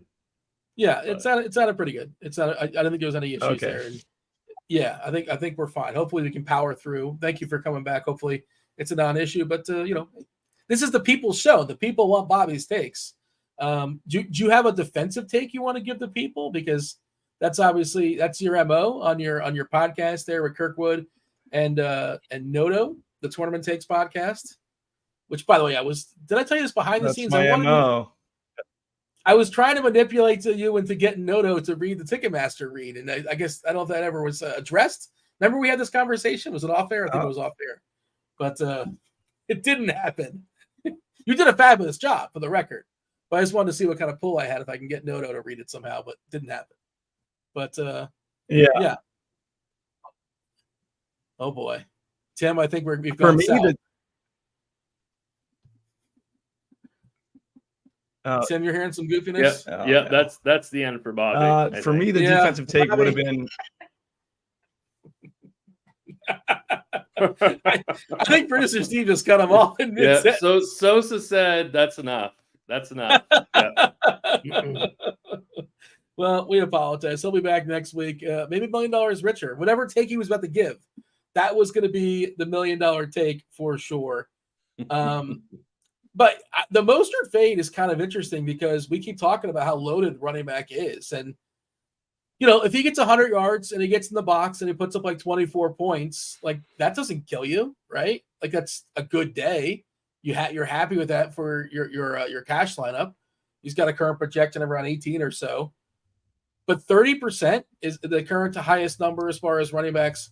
How do you feel, Tim, as far as Mostert, good chalk, bad chalk, as far as that conversation? And again, I really think Miami is sharp enough to not let him take like 25 touches out there. They care about, 10 weeks from now, not so much today. They have their eyes on the playoffs. Next week also, is it San Fran? They have a big matchup next week. I can't remember who it is, but they're facing a really good football team. But Mostert chalk tournament-wise, obviously we like him in cash. And it's a little bit different conversation in FanDuel because he's, again, super expensive on FanDuel, 8.5. Very reactive over there. But how do you feel about fading Mostert in tournaments with all the other options at running back? I have absolutely no issue if people want to fade Mostert in tournaments. He's going to be 30% owned. Can he break this slate? Absolutely. But I mean, like you said, there is massive opportunity cost at running back today. So by no means you have to play Mostert. I think that if you want to come in, like if I was making 150, I certainly want X amount of my pool, but I think you could, I think you could definitely come in underweight on Mostert. It's guys like Kyron Williams who are going to be half the ownership, who has absolutely no competition in that backfield. He's going to be half the ownership of Mostert, right? I love that pivot. Yeah. And he's projected for pretty much the same amount of fantasy points. So, if you kind of wanted to like flip flop those two ownerships, I think that's completely fine. I personally like David Montgomery. He was kind of the chalk smash last week, and he's only going to be 13% this week. maybe not the best matchup on the board, but he's projected for more points than Mostert. I think he's really, really close to Jacobs' projection also. So I think he's completely fine. There's a lot of guys right in that range. We talked about Bijan. We talked about ETN again, right in that same kind of price range. Alvin Kamara. I mean, he's getting a ton of work, and he's only $400 more than Mostert. So the list really goes on and on. I really like Kenneth Walker in GPPs, especially if he's going to be, really, really low owned like we currently have him. I've heard some talk about Breece Hall, but I don't really like that game for the Jets. So that might be a little bit too ambitious, but I do like DeAndre Swift, right? He's another guy in the 6K range that I think the Eagles are going to really overpower the Jets. So I think DeAndre Swift is a really strong play. Oh, man, there's so many options. That's why I think you're probably supposed to get under on Mostert at 29%. And I assume, who knows, stay tuned and see what Squirrel and Beimfohr have to say. But I feel like they would take a similar angle just because the options are just, if you don't like one guy, play another guy. Did you mention Jacobs in that rant? I know you're throwing a bunch of guys out there. And the Raiders, it's so concise as far as their usage, as far as who's going to get what. Like if they're playing well, you have to feel pretty good that Jacobs is doing his thing, Adams is doing his thing, and Myers is doing his thing, because beyond that, there's not much else, right? It's Jacobs, it's Adams, it's Myers, and basically nothing else. In a dome, which is nice to see this time of year against a Patriot team. It's not particularly, we're not afraid of them. I don't think we're afraid of the Patriots. Sort of peculiar. It's only a 3-point line. Like Vegas is basically saying that the same teams. And I guess I thought it was peculiar. And I guess New England's I did too. To be honest with you, I thought that was a very strange line. But the Raiders stink too, is the other part of it that I'm not kind of highlighting. They're both bad. Yeah. So yeah. So Jacobs, Mostert, and Kirk are three guys that I'm 100% playing in cash games. Just because that usage for Jacobs is just so good. So I'm not goofing around. I'm definitely playing Jacobs. You can play him in tournaments, cash, whatever. I think he's an amazing play. Taking a look at the chat, Shannon's asking about Jonathan Taylor. Yeah, we saw they paid Taylor, and then Moss was just like too good to bench, right? He was playing spectacular, and they're both not cheap. They're kind of in the mix in the 6K other guys, and neither are going to get owns against Jacksonville, and I don't see really one separating themselves from the other today. I'm not playing either. If one of them beats me, so be it. But I'm not playing either Taylor or Moss today. How about you? Yeah, no, I'm completely staying away from that situation. I think you just have to for right now. It's gonna just turn into gradually Taylor takes over, but for right now, I think they're both out of play. Let's see. Checking out what the chat has to say. A lot of questions they're compiling, so I'll kind of knock those out quickly. Can we talk about Bryce Young? This is Eric Johnson, by the way. I should say Eric. Yeah, I saw that. Yeah. I mean, what can we say about? I mean, it's probably gonna be a rough day for him. It doesn't seem necessary. And then he follows it up. How about PJ Walker? He's got a 13 team total. I think he can move a little bit, but and facing San Fran, and the weather's not good. But besides that, it just doesn't seem necessary. Yeah, play Gardner Minshew. I mean, it's not like Minshew's gonna have high ownership. So if you want to get different and punt quarterback, play Minshew. Brian in chat, Brian Ford says I went down to Minshew for cash. I don't think you have to do that. I wonder what you're getting. What does that get you, Brian? Because I am assuming you probably looked at it for a second, but I don't know if it gets you enough to justify it. Well, it's probably getting all this kind of like 6K running backs, probably fading like the cheapo running backs. That's probably what you're getting. I don't know. I don't love that, but do you have a preference amongst like the elite receivers? I'm already sure to cut it off. Tyreek, Kupp, Chase. I think that's amongst those three, right? And there's probably a break to Adams. maybe Nakua. AJ Brown, I don't know. I'm not a hand in the dirt guy. I think Bobby is our unofficial hand in the dirt guy on this show. But I mean, if you want to play that role, no Sauce Gardner, I assume that benefits the Philadelphia passing game. I saw someone earlier asking, does it benefit AJ Brown? Does it benefit Smith? I don't know. I would say they're missing both of their top corners, the Jets. Yeah, I think you're supposed to get over the field on Brown. If he's going to be continually ignored, where is he at as far as ownership today? Because he's just really, really hard to cover. And if you're going to buy the squeaky wheel stuff, right? We saw Goddard finally get his last week. I don't think we've seen Smith get it all season. Maybe Smith finally has his coming. I don't know. We'll see. But just as a whole, on the whole, I like Philadelphia more than the field does. I think the field wants to kind of avoid the Jets, but like you said, the defense is hampered a bit. What are you doing with that as far as Philadelphia's offense? I know you mentioned Swift, Hurts on FanDuel specifically. Certainly you can play him on DK, and then the pass catchers for Philly. Yeah, AJ Brown at 7% owned is very, very appealing. I think you could get to some in a 3-max setting. I'm not going to be playing them in single entry, but listen, they're great plays. I prefer Swift, to be honest with you. I think Philly is just going to absolutely dominate possession in this matchup, and I think it's going to be more of the Swift show. I started asking you about the top receivers, right? Hill, Kupp, Chase. Which of these three, I'm guessing you're prioritizing one in cash. I'm not certain of that, but I'm guessing you are. I am. Hill, yes. Okay. Which one is it? Is there one that's clear cut, or it's just kind of like how salary works? Like Hill is 9.3, Kupp is 9K, Chase is 8.3. Higgins coming back, which I think is a slight hit to Chase. Well, you have a preference amongst those three, all things considered. It's really Hill or Kupp for me. And I think it's going to be Kupp, but it's terrifying. We do have Hill projected a little bit better.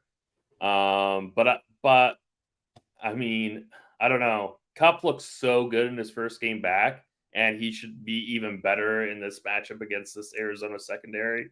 So I'm going with Kupp, but it could easily be Hill. Just want to give a refresh as far as Ross weather. I'm guessing he's going to give an update at some point, but yeah, I'm guessing nothing new. But if you guys have not seen it, it's currently orange in Chicago, orange in Cleveland. I want to take a peek at Vegas odds. Have you seen the numbers drop at all today? I mean, you can't get much lower than 35.5 as a total for that San Fran Cleveland game. Let's see where they're at. By the way, the Ravens are up 15-3 in London. Looks like where are we at in that game? 2-minute warning, it looks like. So there you go. Another barn burner. Maybe the pass catchers are actually catching the ball today for Lamar. Lamar, really, his pass catchers did him no favors last time out. I really like the Raiders -2.5. Doesn't that seem weird? Just, I don't know. It seems sketchy. I've got no faith in the Patriots, but I mean, I also feel like a sucker. It just seems too low. I have no faith in the Raiders, but I have less faith in the Patriots. If that makes any sense. It does. It does. I have anti-faith. Vikings Bears 44.5. Did that creep up a tick? Is that wasn't it like a 43.5 or so? I might have. Yeah, it opened at 49.5 for the record, so it has dropped 5 on the whole. San Fran Cleveland opened at 41.5 as far as a total, and it looks like it's settling at 35.5. That also, the Watson stuff probably factored in too, because there was the assumption that he would come back at some point with that. I guess it was a contusion, and there's probably more to that story that we'll save it for another time or another show. We don't care, but we're not getting into such things. But it is kind of strange that he was cleared to play and he's not playing again. But all right, what does the chat have for us? I see some questions loading up in chats. We're here for the next 10 minutes or so until SquirrelPatrol jumps in, as well as Erik Beimfohr. JD's got a question for you, Tim. Baker with Evans or Godwin? I thought it'd be interesting if Evans sat, then Godwin would kind of open up, and then there was like a cheap option on the Tampa Bay side. What's the guy's name? Palmer, but they're all going to play. Therefore, it kind of mucks it up a little bit. And my other thought was like, what if this game was being played in Detroit? We would care about this game so much more. Oh, I know. If it was in Detroit. Right. We're just ignoring it because it's in Tampa. But yeah, I would stick with Evans just because he's shown a really good chemistry with Baker Mayfield. They're projected fairly similarly. I think Evans is going to be a little bit higher owned. He's showing at 9 and Godwin's at 4. So I guess if you want to take the Godwin ownership discount, that's okay. But I straight up, I prefer Evans. We were talking about Hill versus Cup in cash games. And, if you have it like as like a dead even heat, whatever, however you want to call it, I think you're supposed to take Cup. If for no other reason, it gives you some 4 o'clock pivots. And you can sort of play the results of your early lineup. And, if you're desperate and things are really, really bad, maybe you can pivot to like a Devontae Adams or something like that. And hopefully he comes up out of nowhere because nobody's playing him in cash, or an A.J. Brown, right? Just a thought. I'm just kind of thinking out loud. Have you gotten to that point? 4 games late, 7 early, Philly, Jets, Arizona, Rams, New England, Vegas, and Detroit and Tampa. And I think most of your cash game plays are early, pretty much all of them with the exception of Cup. I could be wrong on that, but I think that's the case, and maybe that's a tiebreaker. Have we thought about that? Yeah, so I've got Jacobs late. Okay. I've got Cup that I'm playing I'm playing Cup. He's late. But I guess that's pretty much it. Everybody else is early. Jack is asking any underdog picks. I would imagine that Will's going to be on later, and he's kind of like a de facto expert when it comes to that. He has a show for it. And he's always talking about. He's got a channel for it, the Discord channel, RotoGrinders.com/Discord. It's called the Prop Shop. You don't need an RG paid account, just any RG account. You can jump in there, and they're talking props all day long. And I would imagine not just DFS content, but later on, he'll give you some of his favorites props. Also, just worth saying, like, I'm not trying to discourage you from playing them, but at this time, right, Tim, like the numbers are pretty refined. They're best to get, several days in advance when they're not, as perfected. They're probably a little bit sharper now. And sometimes you get some stale lines and, get some closing line value if you get on that stuff earlier in the week. Let's see. Dex wants to know any love for Chuba Hubbard. And yes, I don't know why I said de facto. That was the wrong word. Will, that is his lane. Bad job by me. And Alex pointing it out. I go, why did I say that? I said it to myself. I'm really glad Alex pointed that out because I wanted to, but I didn't want to insult you. So yeah, it was wrong. That wasn't my intent of the word. I was trying to say our expert for that, but like I used the exact opposite way of phrasing it. I hope Will's not watching. Of course, he's spectacular in that lane. He's got videos as well too. But go ahead, you were saying.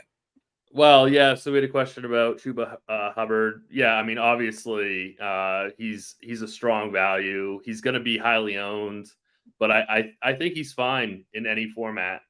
The question is, like, do you need to go that low, and do you want to go to Deontay Foreman instead? I think that's the question. But yes, he's absolutely fine.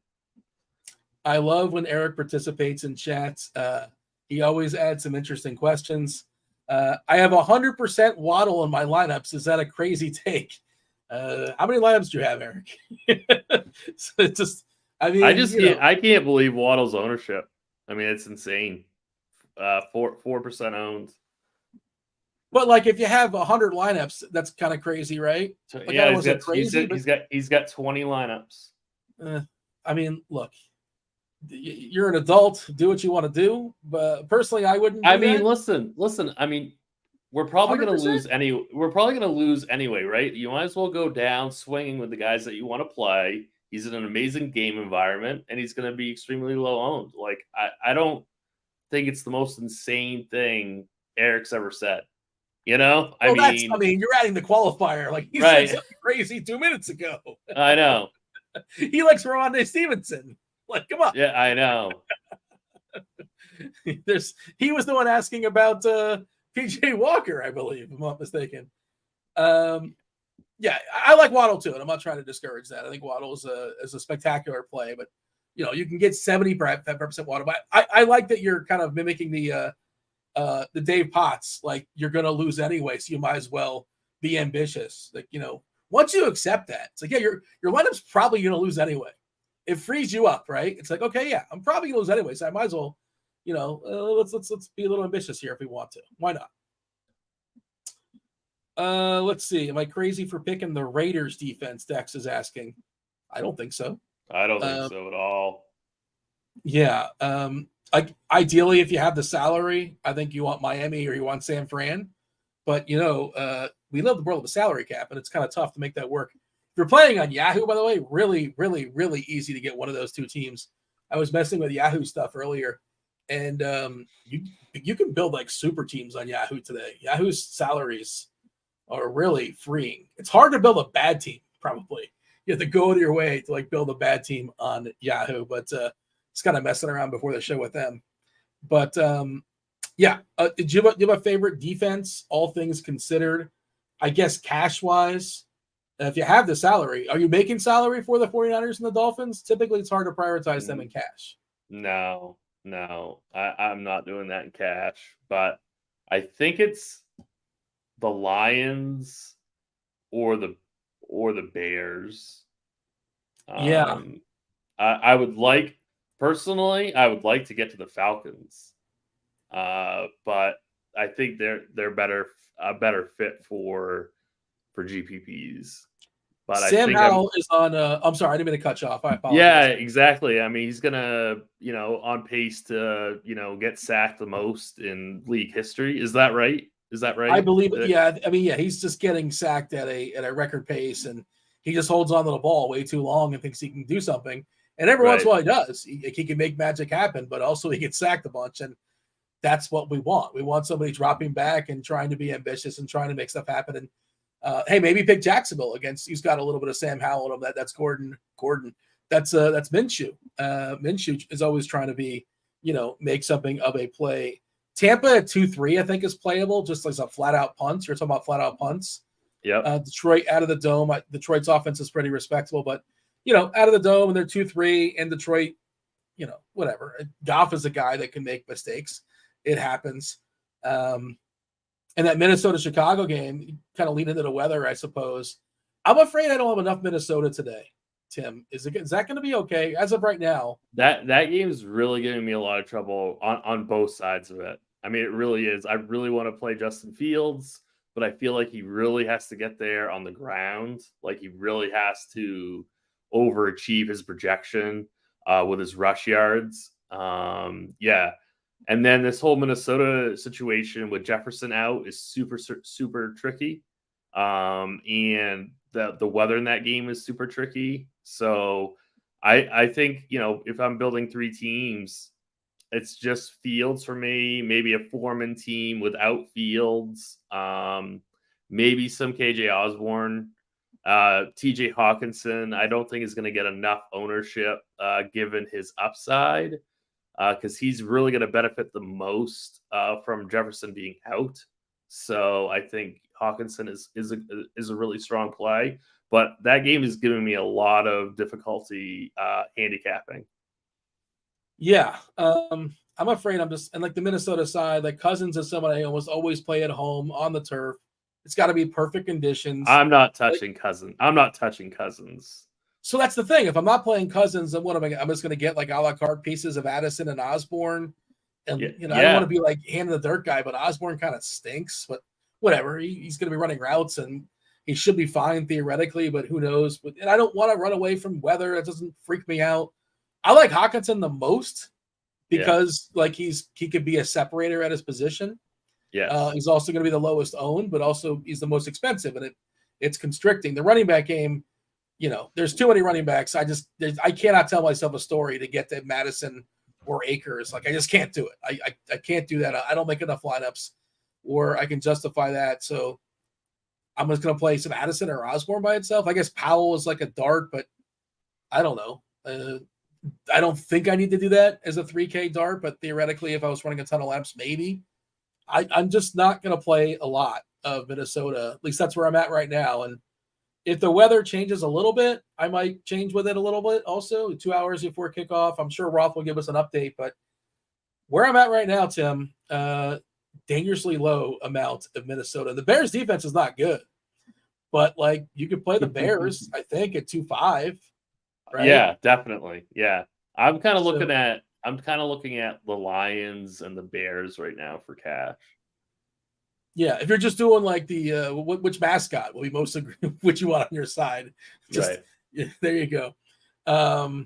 Yeah, any other stands you want to give the people before we step aside? I know Ebeimfohr and Squirrel are coming in here shortly with their DFS takes. You know, they're going to give you some really good takes for sure. I'm curious to hear how they're going to handle this Minnesota game.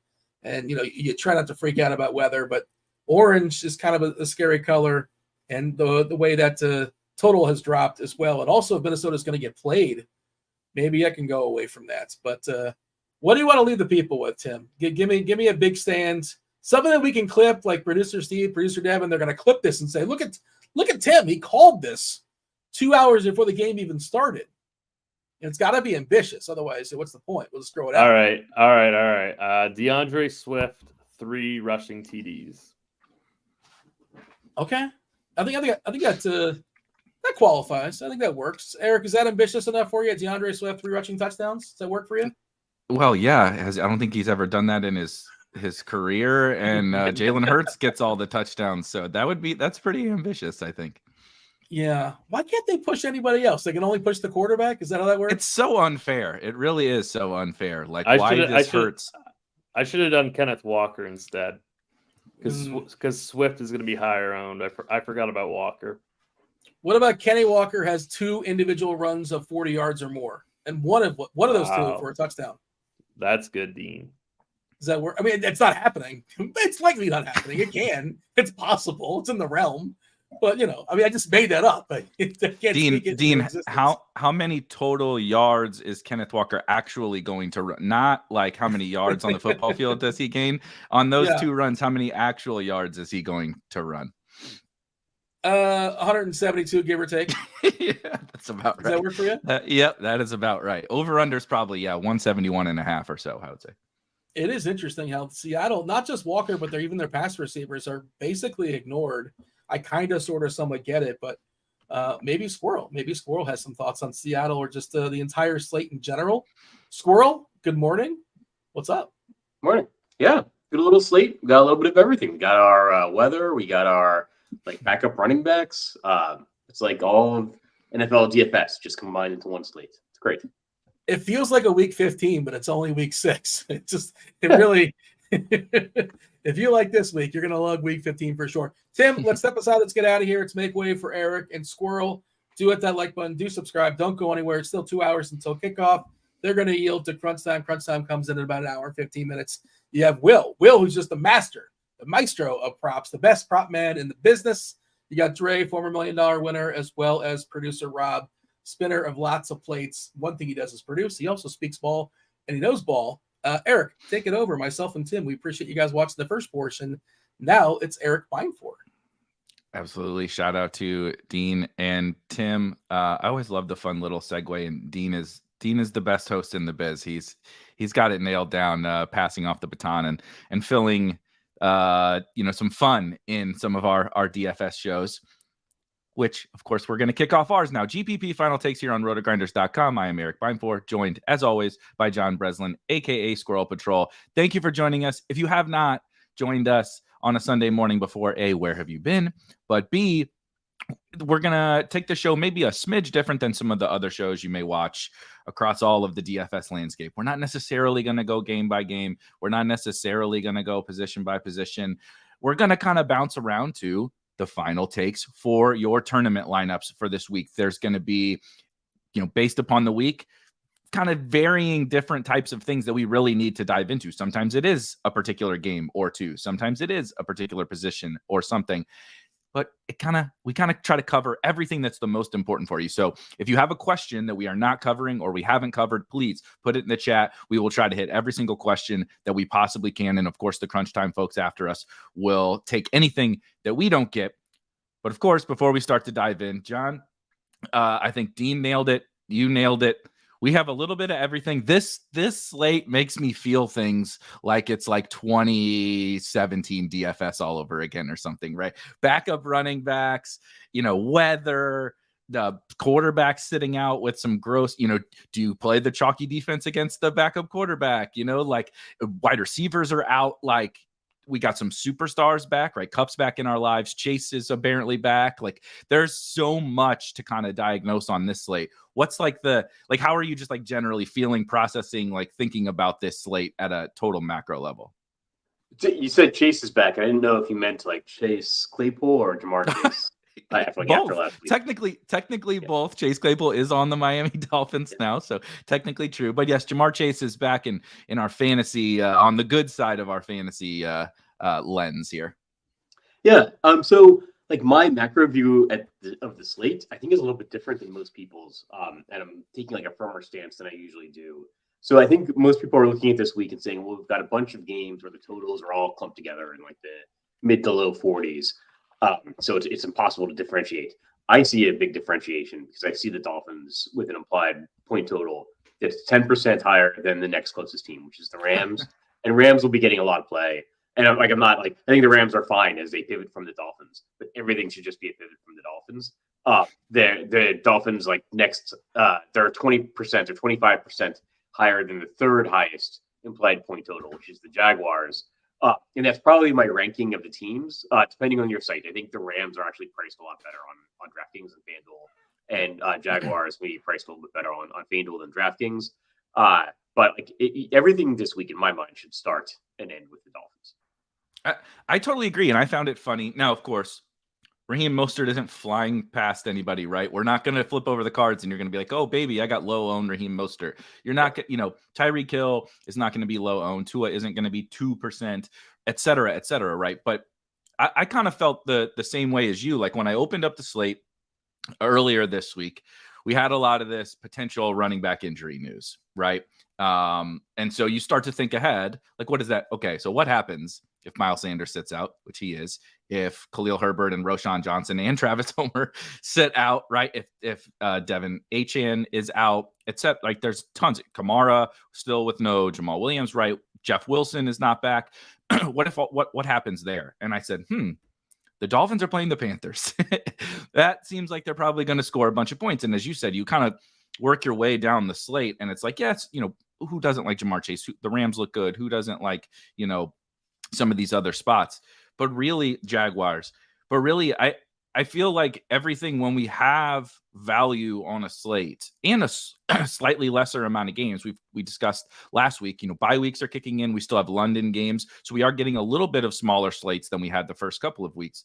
It's like there's one team in the whole NFL I know is going to put up tons of points, tons of yards, like regardless of matchup, and they're in an amazing matchup here today. And so it's just like, to me, I agree. I think everything kind of starts with the Dolphins for me from a tournament perspective. For cash games, I assume most people will say it starts with Raheem Mostert as well. But I just think kind of how you handle the Dolphins is how like your lineup is then dictated, right? Like, do you have Raheem Mostert? Okay, what does that mean? Are you playing more? Are you playing Tyreek and Waddle? Are you onslaughting the Dolphins? Are you just playing Mostert? I'm not saying that that's wrong, but I'm saying I don't know that I want to play teams without Dolphins players on them. I don't like to make those rules, but as you said, I think everything kind of starts and ends with them. Even though we have a lot of these value running backs and stuff, which we'll get to, they can get you the Dolphins, right? Or even some of the Dolphins can get you other superstars, right? Raheem Mostert is not expensive, and those kinds of things. And so I totally agree with you. How are you mostly handling the Dolphins specifically? Obviously, Raheem Mostert, I'll pull up lineup HQ in just a second, is going to be very popular, but Tyreek is reasonable ownership, not low owned. But how are you just kind of processing the Dolphins in your lineups? More Mostert, more onslaughts, more Waddle. How are you looking at them? So I'm mostly looking to get overweight the Dolphins passing game, but not being underweight Raheem Mostert. I don't have a problem playing like Mostert on the same lineup as Tua, Tyreek Hill. Don't mind like Tua, Jalen Waddle, Mostert. Like Mostert's way too cheap. I early in the week I tagged like Jeff Wilson, saying that I thought like maybe there'd be would see the same roles carry over. But like Wilson's not active. I think he's officially out, or may not even be activated off IR officially. So I'm even getting some Savin Ahmed. That's how much I'm playing Dolphins. Durham Smythe. I'm gonna check. I may end up with some Chase Claypool as well in my 150 sets. Just because if he's active, I don't know if he'll be active, but I do think if he's active, like this is a kind of game environment where they've got a big spread. Where like, why wouldn't they try to get him the ball and get him involved? 14 points is a big spread. I think Carolina can probably put some points on the board, and like my whole like Dolphins fixation like just got even accentuated when Chuba Hubbard became like one of the cheap value guys we could play. So now I've got my run back.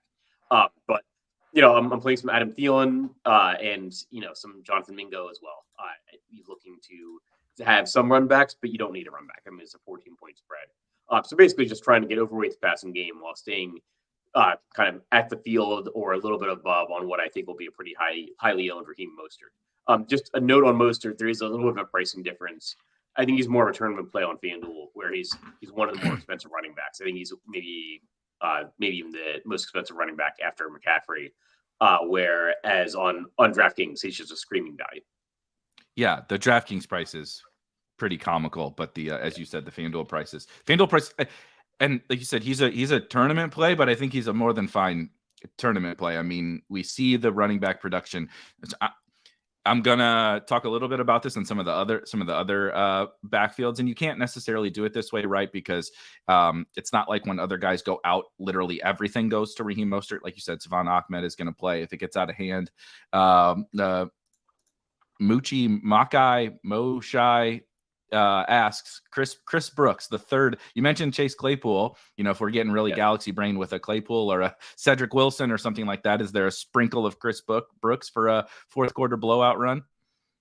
I don't have any Brooks. Sorry, I don't have any Brooks. I'm kind of and like when I say I'm playing Savin Ahmed, I'm going to play maybe one or two in 150 sets. It's really more about Mostert. I don't think you need to go all the way down to Chris Brooks, but it's also possible that Brooks is ahead of Ahmed in the running back rotation. So then I'll look silly playing Ahmed, but not playing Brooks. Seeing in the chat that Claypool is inactive, so you don't have to worry about that. These are kind of more like 1 in 150 plays. Like I don't think you even need to go that far to even win like the large field milli maker.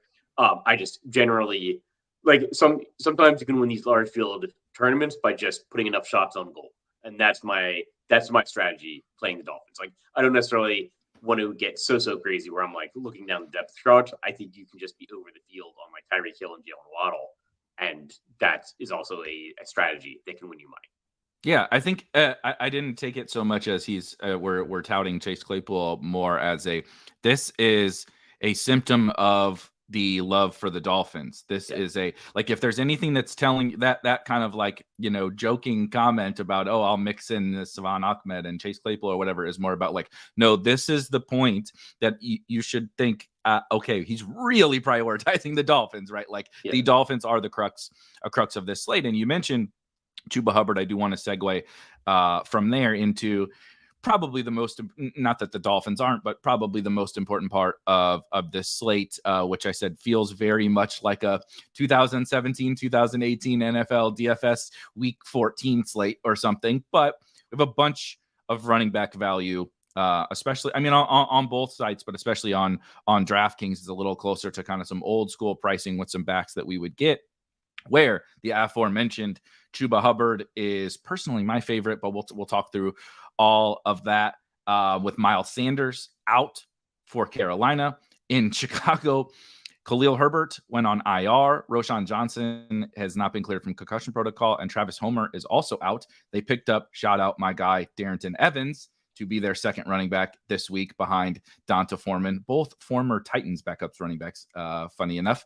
And I'm forgetting multiple. Obviously the Mostert thing with Devin Achane, with Alvin Kamara is not necessarily like new news, if you will. They did let Tony Jones go with Kendre back and Jamal Williams coming back, but I did just pull it up here. It still is just Kendre. Behind him, Jamal Williams is out. I know that that's one that's been around for a while, since week 1, but I don't want it to totally get lost there that there's also some injuries there.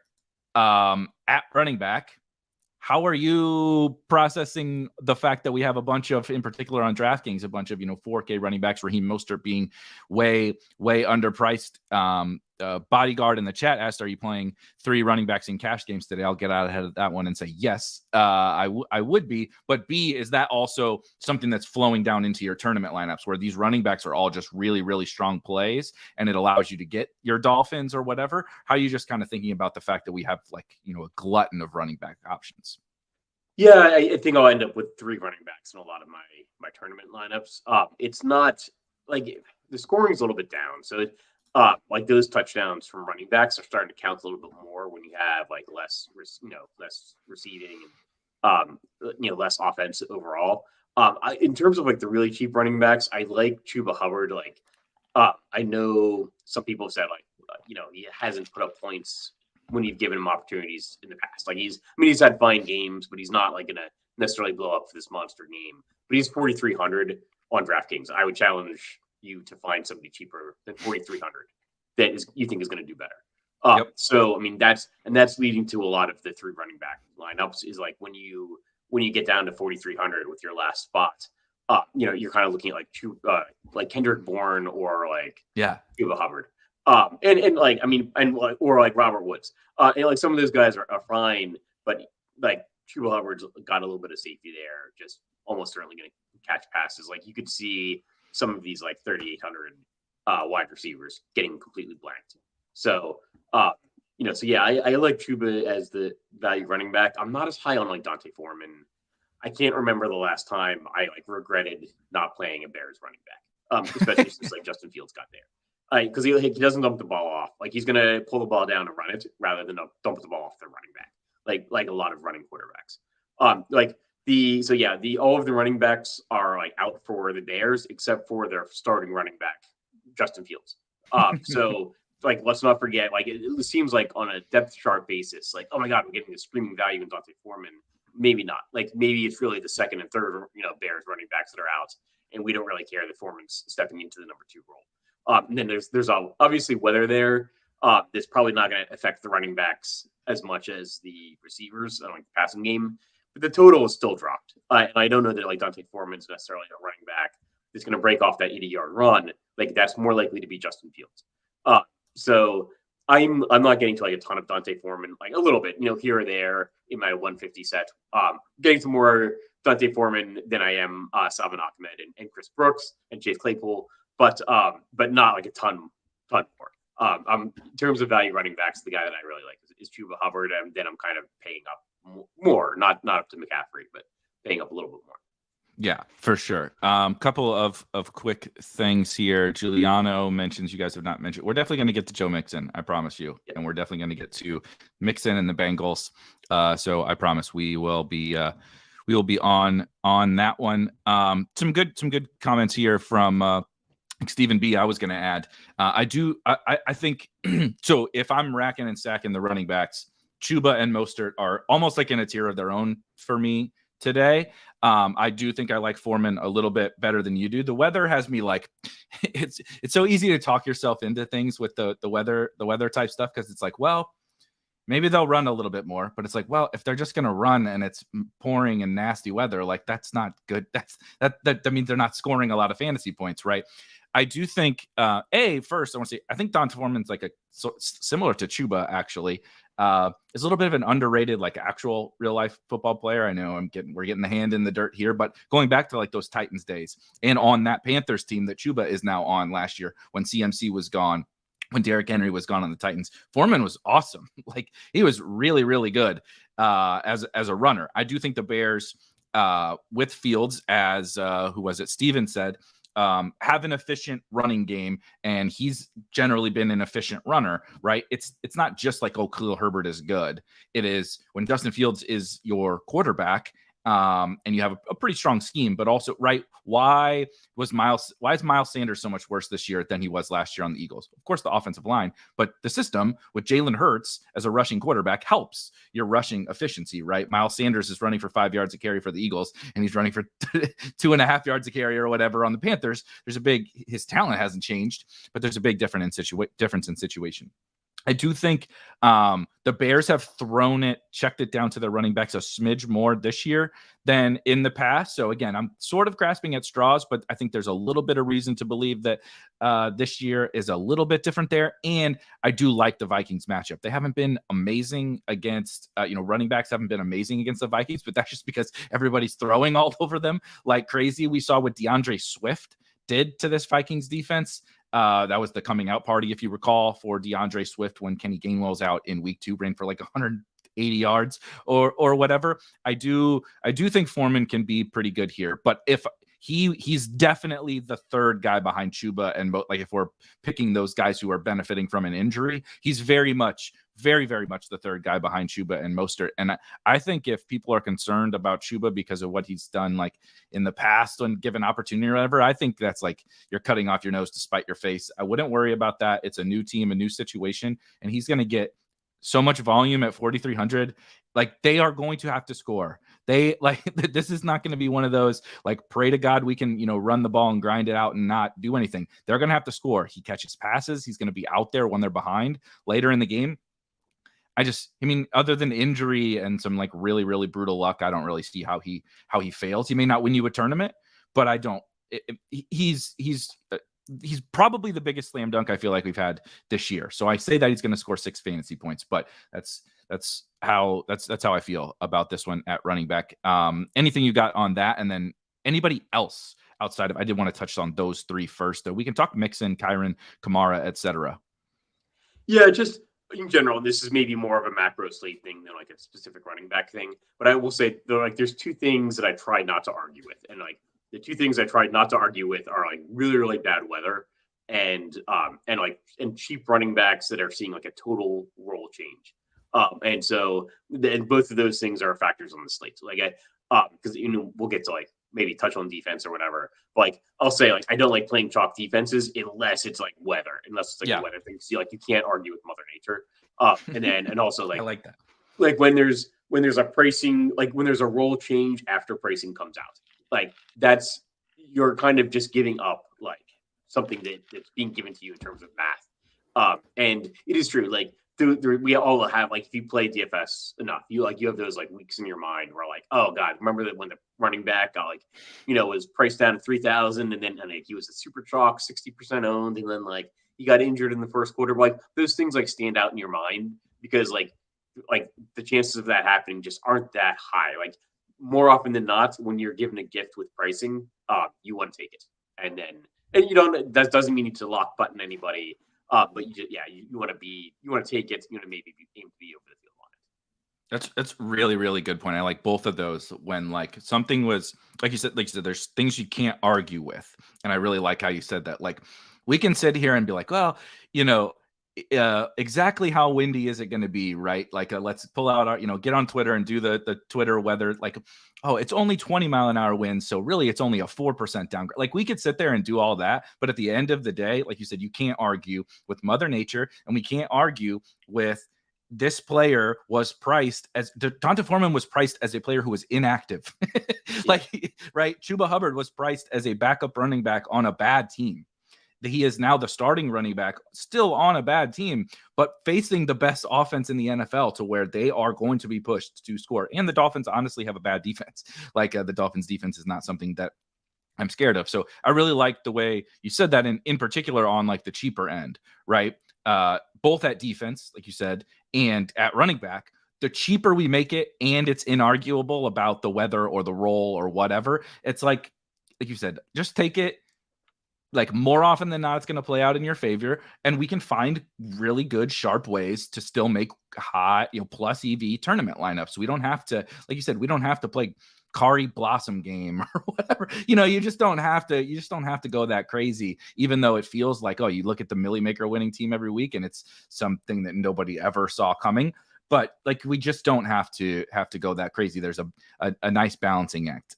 Let's stay on running backs though and talk. And then I see you guys questions. I promise we'll get to them, and I promise we'll discuss CMC. But let's talk about some of these other kind of a little bit more popular running backs, but maybe not as popular as Mostert and Hubbard in kind of a similar salary range there. Joe Mixon at 6,300 against Seattle on DraftKings, Kyren Williams at 6,500 against Arizona, and Alvin Kamara at 6,800 against Houston. How are you feeling about those guys, and where do they rank like on the running back spectrum this week?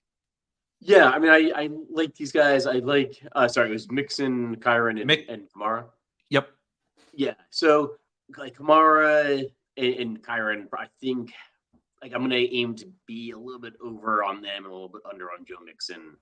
I just think Kamara is getting so much work in the passing game. Some of that might be like Derek Carr's shoulder, but he's still like he's in there getting like receptions, and like all these guys I guess are the primary piece of their their team's running game. But Kamara 16 receptions in 2 games, and one of those was like kind of an outlier 13 reception game, but like he's always caught passes. So there's like a pretty good floor there. Kyren Williams, like I said, the Rams have the second highest implied point total. He's getting all of the work, and he's maybe like because I think Cooper Kupp will be a little bit chalky, and I think like Stafford will be a little bit chalky. This is maybe like either a pivot or like something that even correlates with them. So I think Kyren Williams is maybe second, like maybe in terms of ownership, it's like Kamara and Kyren right up there, and then Joe Mixon a little bit notch like behind them. Joe Mixon, I'm getting a little bit more too on FanDuel, and that is probably a receptions thing. Like it's a half point per reception on FanDuel. So yeah, I probably like Kamara the best, then Kyren Williams, then Joe Mixon. I think that makes a lot of sense. I want to hit some questions before we get into maybe some little deeper pulls at the running back position, maybe more so kind of sprinkles in tournaments, but Good, very good question from Shannon today. Obviously, we've addressed a bunch of running backs, and we've been talking for almost a half hour about this slate, and we have not mentioned Christian McCaffrey, the best running back in all of fantasy football. So naturally, I think that would tell you that he's going to be very, you want to talk about low owned player. Christian McCaffrey is going to be very low owned. Shannon asks, what does CMC have to score to pay off on DraftKings? Because he's super low owned today. What do you think about CMC and like this premise up, right? Because like, it's not just does CMC have a good game. It's him versus the other studs versus the cheap running backs. And that whole kind of, putting your brain in a pretzel, figuring out what you need from CMC. Yeah, like if I'm paying 9,500, I probably want like 30 points. And I don't know that he's going to get there in this game with a low total.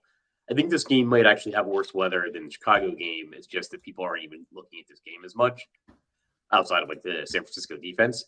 So it's got a low point total. I think the 49ers will roll. I worry at some point that McCaffrey might like come out of the game. And I also worry that like to really hit his ceiling upside, that 30-point game you need to have, he's got to be catching some passes, and that might not necessarily happen if they're up big. I agree. Like if he's going to come in at like 6 or 8% ownership, then maybe I do want to be at 10% ownership. So like I'm kind of talking down a player that like I'd like to be over the field on. It's just really tough with the salary. I mean, you're having to sacrifice a lot to pay up that 9,500 to get McCaffrey when there is so much other value at running back. I think if we didn't have the things, in particular, one of the things that you mentioned earlier, right, that we can't fight with, but San Francisco is on the road at Cleveland in, like you said, what I would probably call the worst weather game of the day. Cleveland does have a pretty good defense. So, these are things that don't ultimately decide whether the guy is a good player or not, right? But I like to just kind of like you said, I'm going to rack and stack. I'm going to put things side by side and just say, okay, Christian McCaffrey, really good at football. Okay, that's a pro, right? We're making a pros and cons list, right? This is a 90s sitcom. We're going to make a pros and cons list.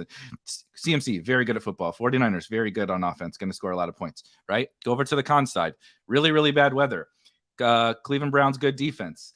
Cleveland Browns starting PJ frickin' Walker at quarterback. Probably not going to be, a massive shootout, whatever. And so it's just like, you start to stack those things up. And that we haven't even gotten to the fact that there's a bunch of running backs below 7K, some in the 4K range on DraftKings that are like really, really good plays. Then we also still haven't gotten to the fact that if you play him, you're probably not getting Tyreek or Kupp or Chase or whatever. Pick your favorite, right? Hawkinson, whoever. It's tough to get some of those guys if you're going that route. And so for me, as more of a 1 to 5 lineup type of a guy, he's not on my board today. But I certainly understand why someone would say, okay, it's Christian McCaffrey at 3% or whatever. I feel like I should get to 5. I'm playing 150. I feel like I should get to 5. I think that just that general principle does make some sense. Another running back, Alan asked about this, but I kind of want to use it as a talking about Seattle a little bit because I do like Ken Walker. Actually, sorry, Alan, I meant to pull this up. Got ahead of myself. Just quickly, I pulled up the weather here so that you guys can see it. Really, basically 2 spots on the whole slate. You see a bunch of green. Yellow is Sunday Night Football, and then 2 orange spots. Minnesota at Chicago, which is certainly of importance. And Roth says should be dry and breezy, but winds with 20-mile-an-hour winds with gusts up to 30. And Cleveland has a slightly less wind, but pretty darn similar to that. And the model is showing off and on downpours, which is 30-mile-an-hour gusts and downpours. Doesn't sound very good. At least in Chicago, it's just very windy. But I wanted to go through that weather to show you guys what we're talking about when we say that there's bad weather. But Alan brings up Seattle. The guys before us mentioned Ken Walker. I want to talk a little bit about him because I think he is kind of in that next bucket I would call probably of tournament running backs that look interesting to me on this slate. And honestly, Seattle and Cincinnati is a fascinating game to me where Cincinnati and in particular Jamar Chase bounced back last week. Joe Burrow definitely looked a lot better. T. Higgins is back this week and Seattle's getting a little healthier up front on the offensive line. DK Metcalf is good to go despite missing some practice this week. Where would you put Ken Walker as a tournament option at running back near, kind of all these other guys that we talked about? And then let's talk about this game a little bit because I think it makes for a really fun one for tournaments, even though Chase isn't flying off anybody's radar. But I do think that this game is pretty fun for tournaments as a non-Dolphins type stacking. Yeah, no, I think the Cincinnati players are going to see some pretty good ownership. Actually, bringing up a Seattle stack, I don't mind the idea of playing on Geno Smith as a way of then running it back with Cincinnati players, and you're getting much different from the field, but also you're on that same game. So I think I wrote up in one of my quarterback articles this week that I think it's a really interesting way to pivot off of the Joe Burrow, Jamar Chase ownership because if Jamar Chase is going nuts, he maybe needs to be getting pushed by a Seattle player. Mm-hmm. And why not maybe then play Geno, Tyler Lockett, and Jamar Chase, or if you want to play Joe Mixon, play Geno, Joe Mixon, and Tyler Lockett or DK Metcalf or something like that. I think it's a really interesting way to stack up that game. It's definitely one of the games I'm going to have some ownership of this game. I think it's going to be maybe more owned than it should be. We're seeing with Jamar Chase there with 25% ownership almost. And that feels like a little bit point chasey to me. Yeah. It feels like you're chasing last week. And then with T. Higgins in, it's he might not get that opportunity. Or he may not get the same volume that he got last week. So I'd rather pay up and get to some of the other wide receivers than Jamar Chase just because it feels a little bit point chasey.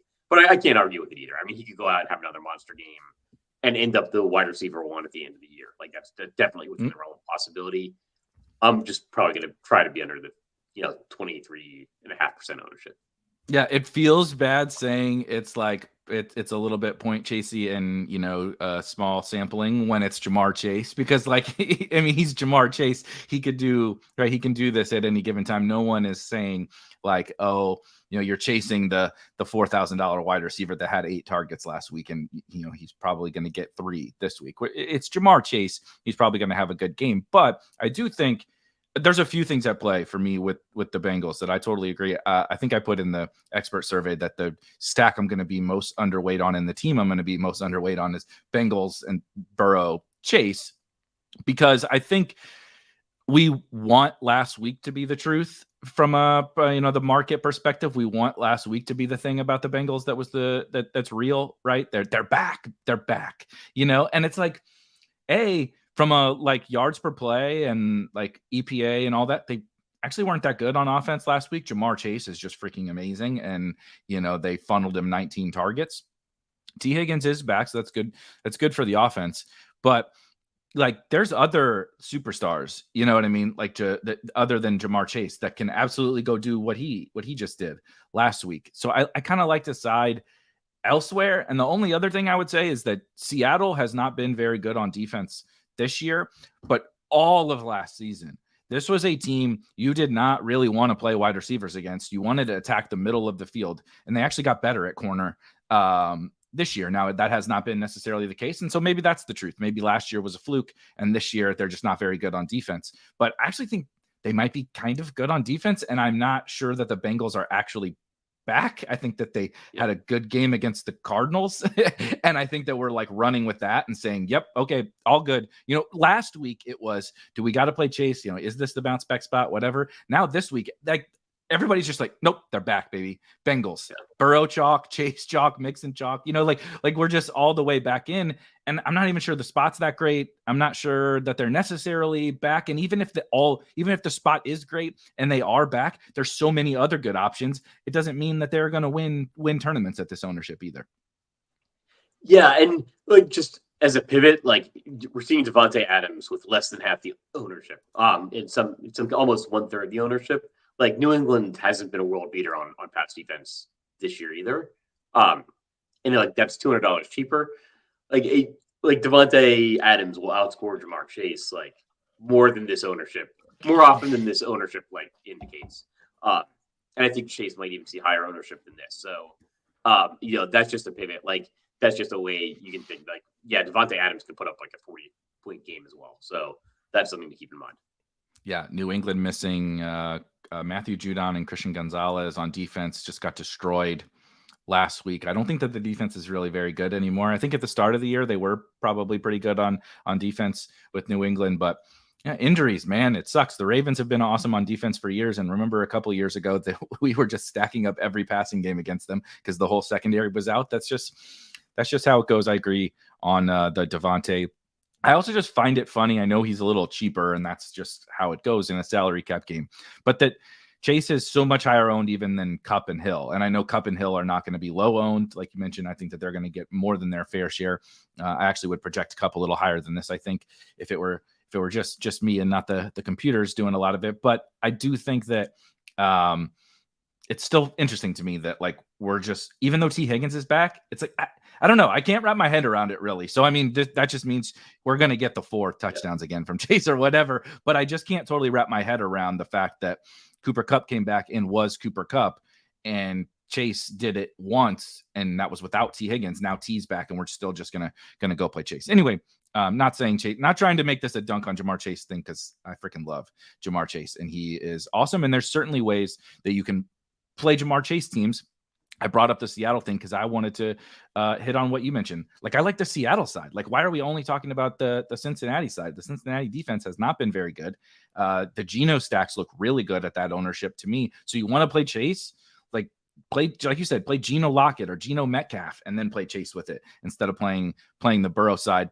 The other thing I think there's not a lot of like strong leverage plays necessarily that I love on this slate, but I kind of like Ken Walker's Seattle defense as one of them. It's like if they really just go out and wreck shit, you know what I mean? Like Ken Walker's ripping off touchdown runs and they get a pick 6 or whatever, like, and they just blow this game up and it's the Ken Walker show, right? As opposed to the Geno side of things, and the Bengals turn back into a pumpkin, right? Like the Titans just destroyed them 2 weeks ago. If that game happens again, the same thing happens again this week. Like, give me Ken Walker and the Seattle defense in this spot, and I'll blow past all the Chase teams with my Kupp, Tyreek, whatever. Yeah, I think that's an interesting call. Like, I think I've got like Kenneth Walker as my highest projected running back with, I guess after McCaffrey with single-digit ownership. I don't like playing Kenneth Walker when he's chalk because that happens, and he doesn't catch passes, so he's like pretty volatile. But yeah, I mean, we know he's one of those guys that like can get the ball, start running, and other people can't catch up with him. And so that's that makes it an appealing play. Like he's got a wide range of outcomes. He's an interesting way to play this game. That's a really interesting correlation. And it's not going to get played very much because people want to play a lot of Bengals. So like nobody's going to play the Seattle defense. Yep, I totally agree. All right, as we start to get actives and inactives, feel free to post them in the chat if there's anything, so we can't completely monitor it in real time as we are having the show. And as always, of course, pop your questions in. I want to make sure I'm hitting as many questions as we possibly can. From Bodyguard, do you play Hubbard and Mostert in the same lineup? I would say yes, of course, you can play Hubbard and Mostert in the same lineup. But how are you thinking about maybe some of the, a lot of the guys we talked about that we like here are going to be popular. How are you then thinking about those lineups, right? You want to play Chuba, Mostert, and then Tyreek or Chase or something like that in a team.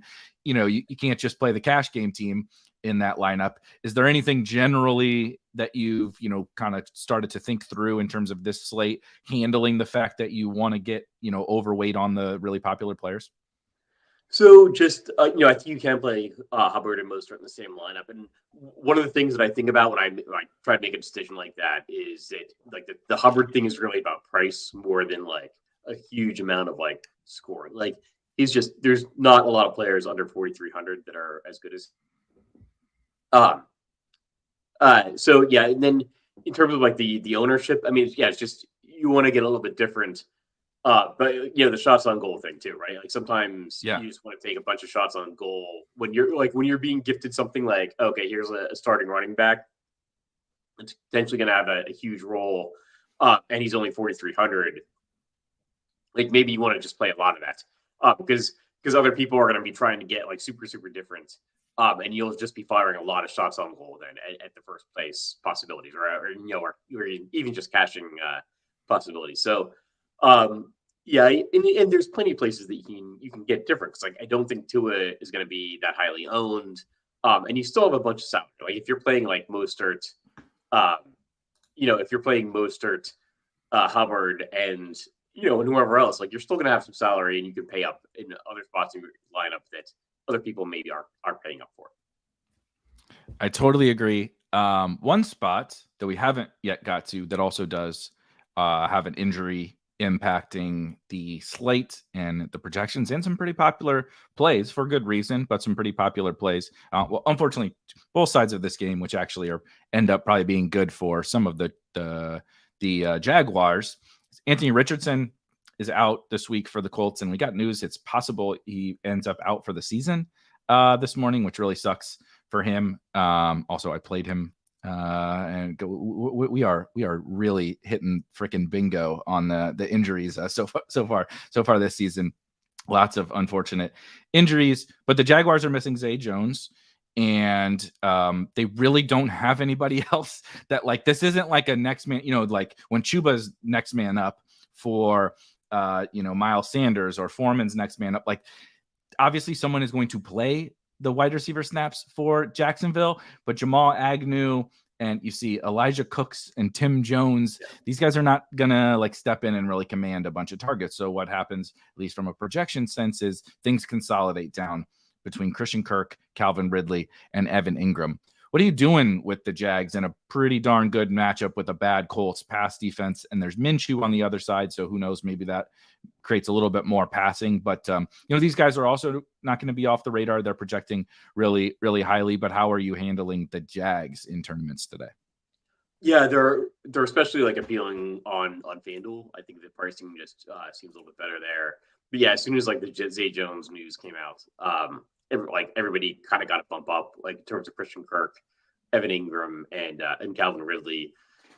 I think like Kirk is probably the best point per dollar value, but then Evan Ingram, like there's not much at the tight end this week. Like Travis Kelce's off the slate, Mark Andrews is off the slate, so yeah, getting a lot of like Evan Ingram, Christian Kirk in cash games. I think it's fine. I'm not like going out of my way to be under the field on it. I don't like love Travis Etienne. I'm getting some of him as well.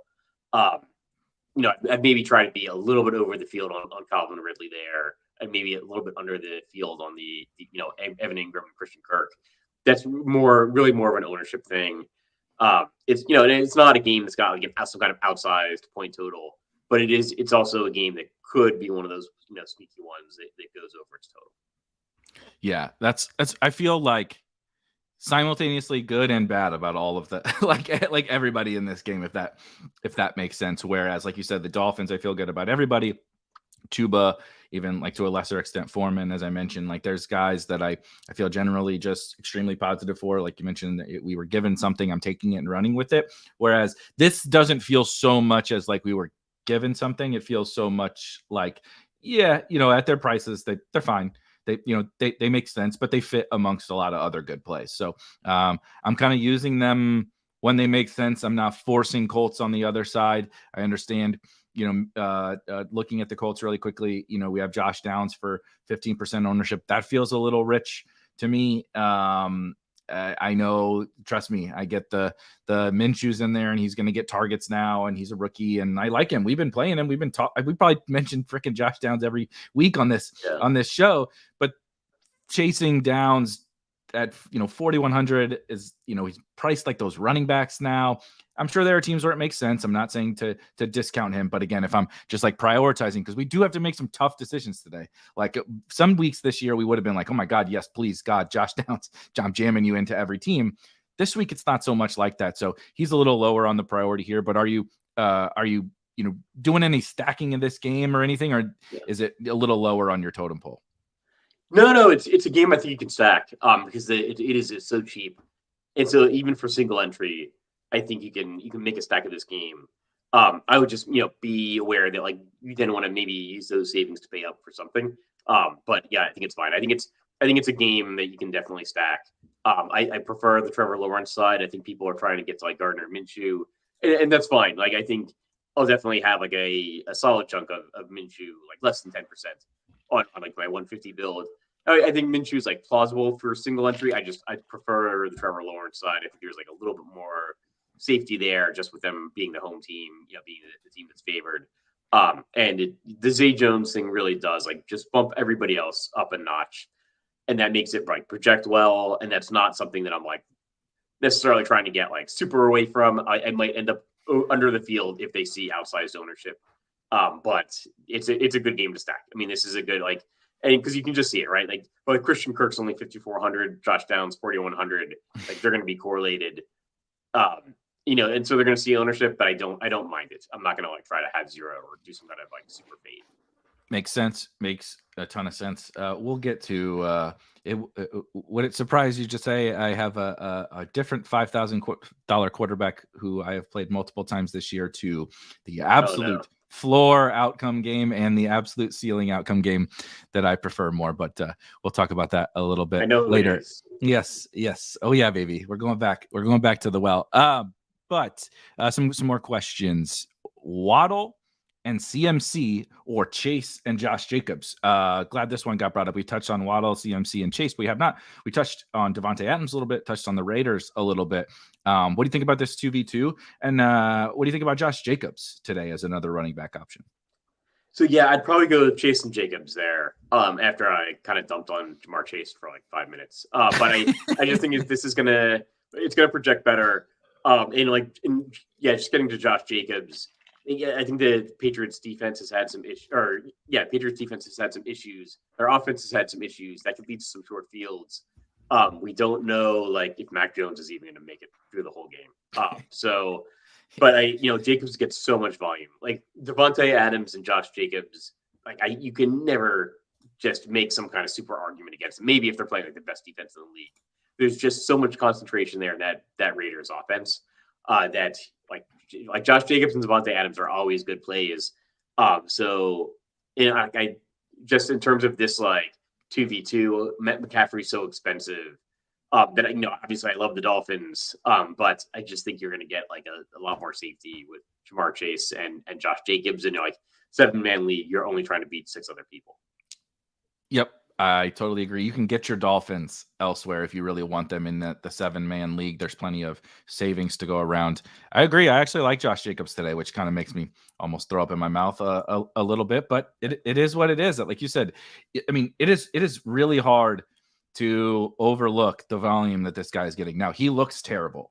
and maybe he is just terrible now, right? His vacation that he took during training camp, shocker, he probably should have, stayed in shape or something. But even then, right, you watch him and you're like, oh my goodness, this guy does not look very good. 28 and 20 fantasy points in the last 2 weeks. So I don't see why it's out of the range of outcomes that he has one of his big Josh Jacobs games that he had last year and totally breaks the slate at 7K. 7K is totally a reasonable price for him. He's been way higher than that for more than a year now. Another running back in that tier that we haven't gotten to. I mean, if this doesn't tell you there's a lot of running backs, because there's going to be guys we don't even talk about today probably that are in play that you'll probably have in your tournament player pool that I'm considering. But another one benefiting from injury as well. Jahmyr Gibbs is out today. So we have David Montgomery against the Tampa Bay Bucks, getting tons of work, obviously, for the Lions, catching more passes. Now, with Gibbs sidelined, obviously has the goal line role, just generally has a workhorse role, right? Like we talked about with Chuba, like we talked about with different guys. How are you handling him now that it's not quite, the price is not quite as good? There's other options. The matchup isn't maybe quite as good. Like he projects for the second most raw points on DraftKings amongst all running backs, but it's like not so much, right? Like there's guys for a good clip cheaper that are pretty close to him, but he obviously still looks appealing. What are you doing with David Montgomery? Yeah, I've got some David Montgomery, and he pairs well with like a $2,700 Lions defense. With just one thing to keep in mind, and one reason like that I'm not like super high on him or looking to like talk him up or get like way over the field is like, Amon-Ra St. Brown is back. So Amon-Ra was out like last game, and along with like Jahmyr Gibbs being out, like that maybe added some like volume, like getting like 6 targets to David Montgomery, which we don't normally see. I think he's a good, like, safe source of points, and he can have outlier games too. I'm not super high on this game. Detroit's going on the road there, and they've got Amon-Ra St. Brown back. Sam Laporta is starting to look really good too. I won't like argue, really against you with David Montgomery. I'm just not looking to be over the field. 13% seems about right. Maybe I'll end up with like 10. Maybe I'll end up with 10. Maybe I'll end up with 15. He's in my 150 set. Like he's somebody I'm not looking to get out of my lineups, right? If I like run a lineup saying like, oh, give me like some Dolphins stack, and David Montgomery ends up being the second or third running back in there, I'm not like oh, I got to get Montgomery out of my lineup. But I'm not like looking to swap into Montgomery either, if that makes sense. Yeah, I think there's a fair amount of guys that I would classify as kind of like that. I actually would put like a Calvin Ridley. We talked about the Jags, where all those other guys, right, like Kirk and Ingram project much better because they're much cheaper, and Ingram is a tight end. And so it's like, yeah, okay, those guys are going to come into a bunch of lineups. But if Ridley happens to come into, fit into a lineup, you get X% of Calvin Ridley. Like, it's like, I don't know. I'm not like over the moon about Calvin Ridley, but he's fine, right? It's like if Dave Montgomery scored 35 fantasy points today, would I be surprised? No, not really. Is he a priority for me? No, not really, right? Same thing with Calvin Ridley. If he scores 30 something today, 8 for 102, would I be surprised? Absolutely not. But am I making it a total priority to get him into my lineups? No, absolutely not. So that's it. I think that there's kind of those 3 buckets. I'm just not playing that guy. He just doesn't project well enough or whatever. Or the middle bucket of the Montgomerys and the Ridleys. And then there's the Chubas and the Mosterts and the Dolphins and all that and the other ones that, like you said, I love the shots on goal metaphor, by the way. I use it way too much over the summer. And so now you got it stuck in my head and I'm going to be saying it way too much. But like that's I have the shots on goal bucket, the I'm cool with these guys, but meh bucket, and then the no thank you, throw these guys out to the curb bucket for me today. Another running back. I'm actually interested to see where these guys fit for you amongst those kind of buckets. But we do have another running back situation with an injury that I forgot to mention, probably because, well, you can guess it, because it's Keontae Ingram and Amari DiMercato for the Arizona Cardinals against the Rams. But I'll just kick it straight to you. What are you doing with the Arizona running backs amongst your running back value? I'm not getting to a ton of them, and maybe I should get to more. I do think it's projecting as a split backfield, there's a possibility. Maybe it's not. So it's a good tournament angle. Like maybe you should play DeMarcado, and maybe if he gets all the work at 4,900 and Chuba Hubbard and Dante Foreman fail, then you're surpassing a bunch of the field. I'm just tending not to get there just because like it's projecting as a split backfield, and they're a little bit more expensive too. Like we kind of know what Chuba Hubbard's role is going to be, and he's 4,300. So do I want to pay up 600 for Amari DeMarcado? Well, he'll have less ownership, like a lot less ownership. And that's something in tournaments, like especially like the large field million makers. So I'll probably actually, try to get in a little bit more. I think DeMarcado is like projecting as the more likely guy to be the sole guy. It's just interesting because it seems like such a split backfield, but like Arizona has like when James Conner has been healthy, they're playing a lot of James Conner. Like they don't necessarily play split backfields. So maybe does that coaching like carry through, and now it's just next man up, but the next man up is just Amari, and we're not seeing as much Keontae Ingram as we thought. Mm-hmm. It's just tough. It's just tough when he's more expensive. Like $600 is not nothing. He's like 600 more than like Chuba Hubbard. I think like 500 more than Dante Foreman. So obviously ending up with a lot more Chuba. But yeah, you can go there in tournaments. I think Keontae has been out. But what I will say is DeMarcado was carving out possibly the backup role before then. But then they throw this stupid wrench into everything this week. And with Keontae back, they listed him as the starter on the depth chart. Now, it's also possible that's depth charts are depth charts. It's sometimes the coaches don't even have input on it, right? It's like they have like a media personnel that put together the depth chart. It could be absolutely meaningless.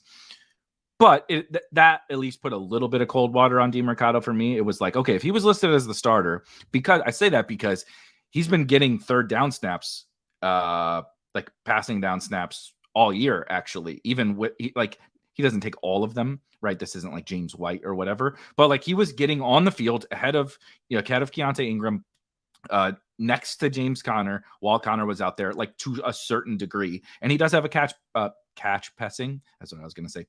Pass catching profile to him. And so it's like, if that were the case, I might be a lot more interested, actually. Like, just load me up my Dolphins wide receivers and give me this guy alongside the other value running backs or something. But now I think it's just a little bit too thin for me, coming from like the very small amount of lineups perspective. He was very much of interest to me earlier in the week, but that interest has waned as the week has gone on, basically. But like you said, sprinkling both of these guys actually in like super large field to be like, I mean, what if we're just wrong about all of this, right? Like, what if, like you said, Foreman fails, you don't love him already, and what if it is just Keontae Ingram?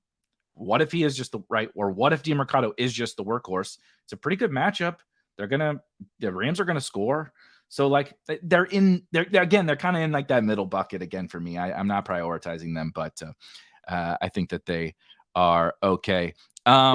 Just one like thing to wrap that up. It is one of the 4:00 games, so you can maybe see if you get some additional color just in terms of like pregame coaching speak, where like coach was running to the sidelines, like, how do you feel about the game? I was like, wow, just looking forward to riding Amari DeMarcado. Like, oh, okay, that's great, or maybe you're swapping to Amari or something like that. Yeah, definitely. A couple of things.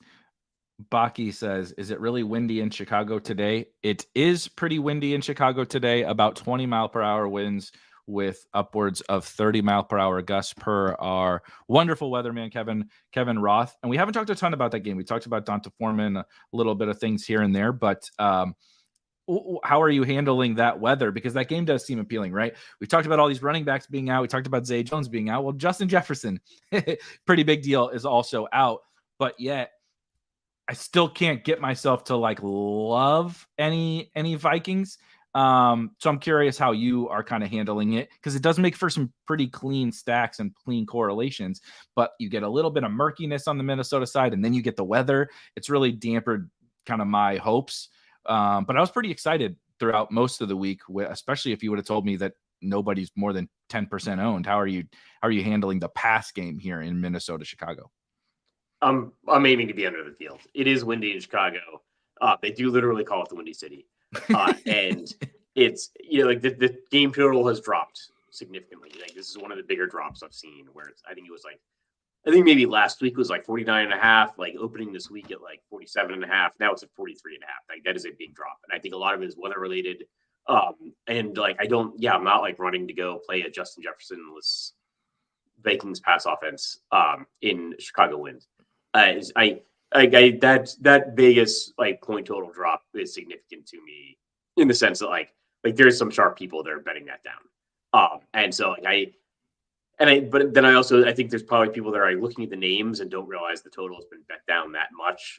So they're going over the field this.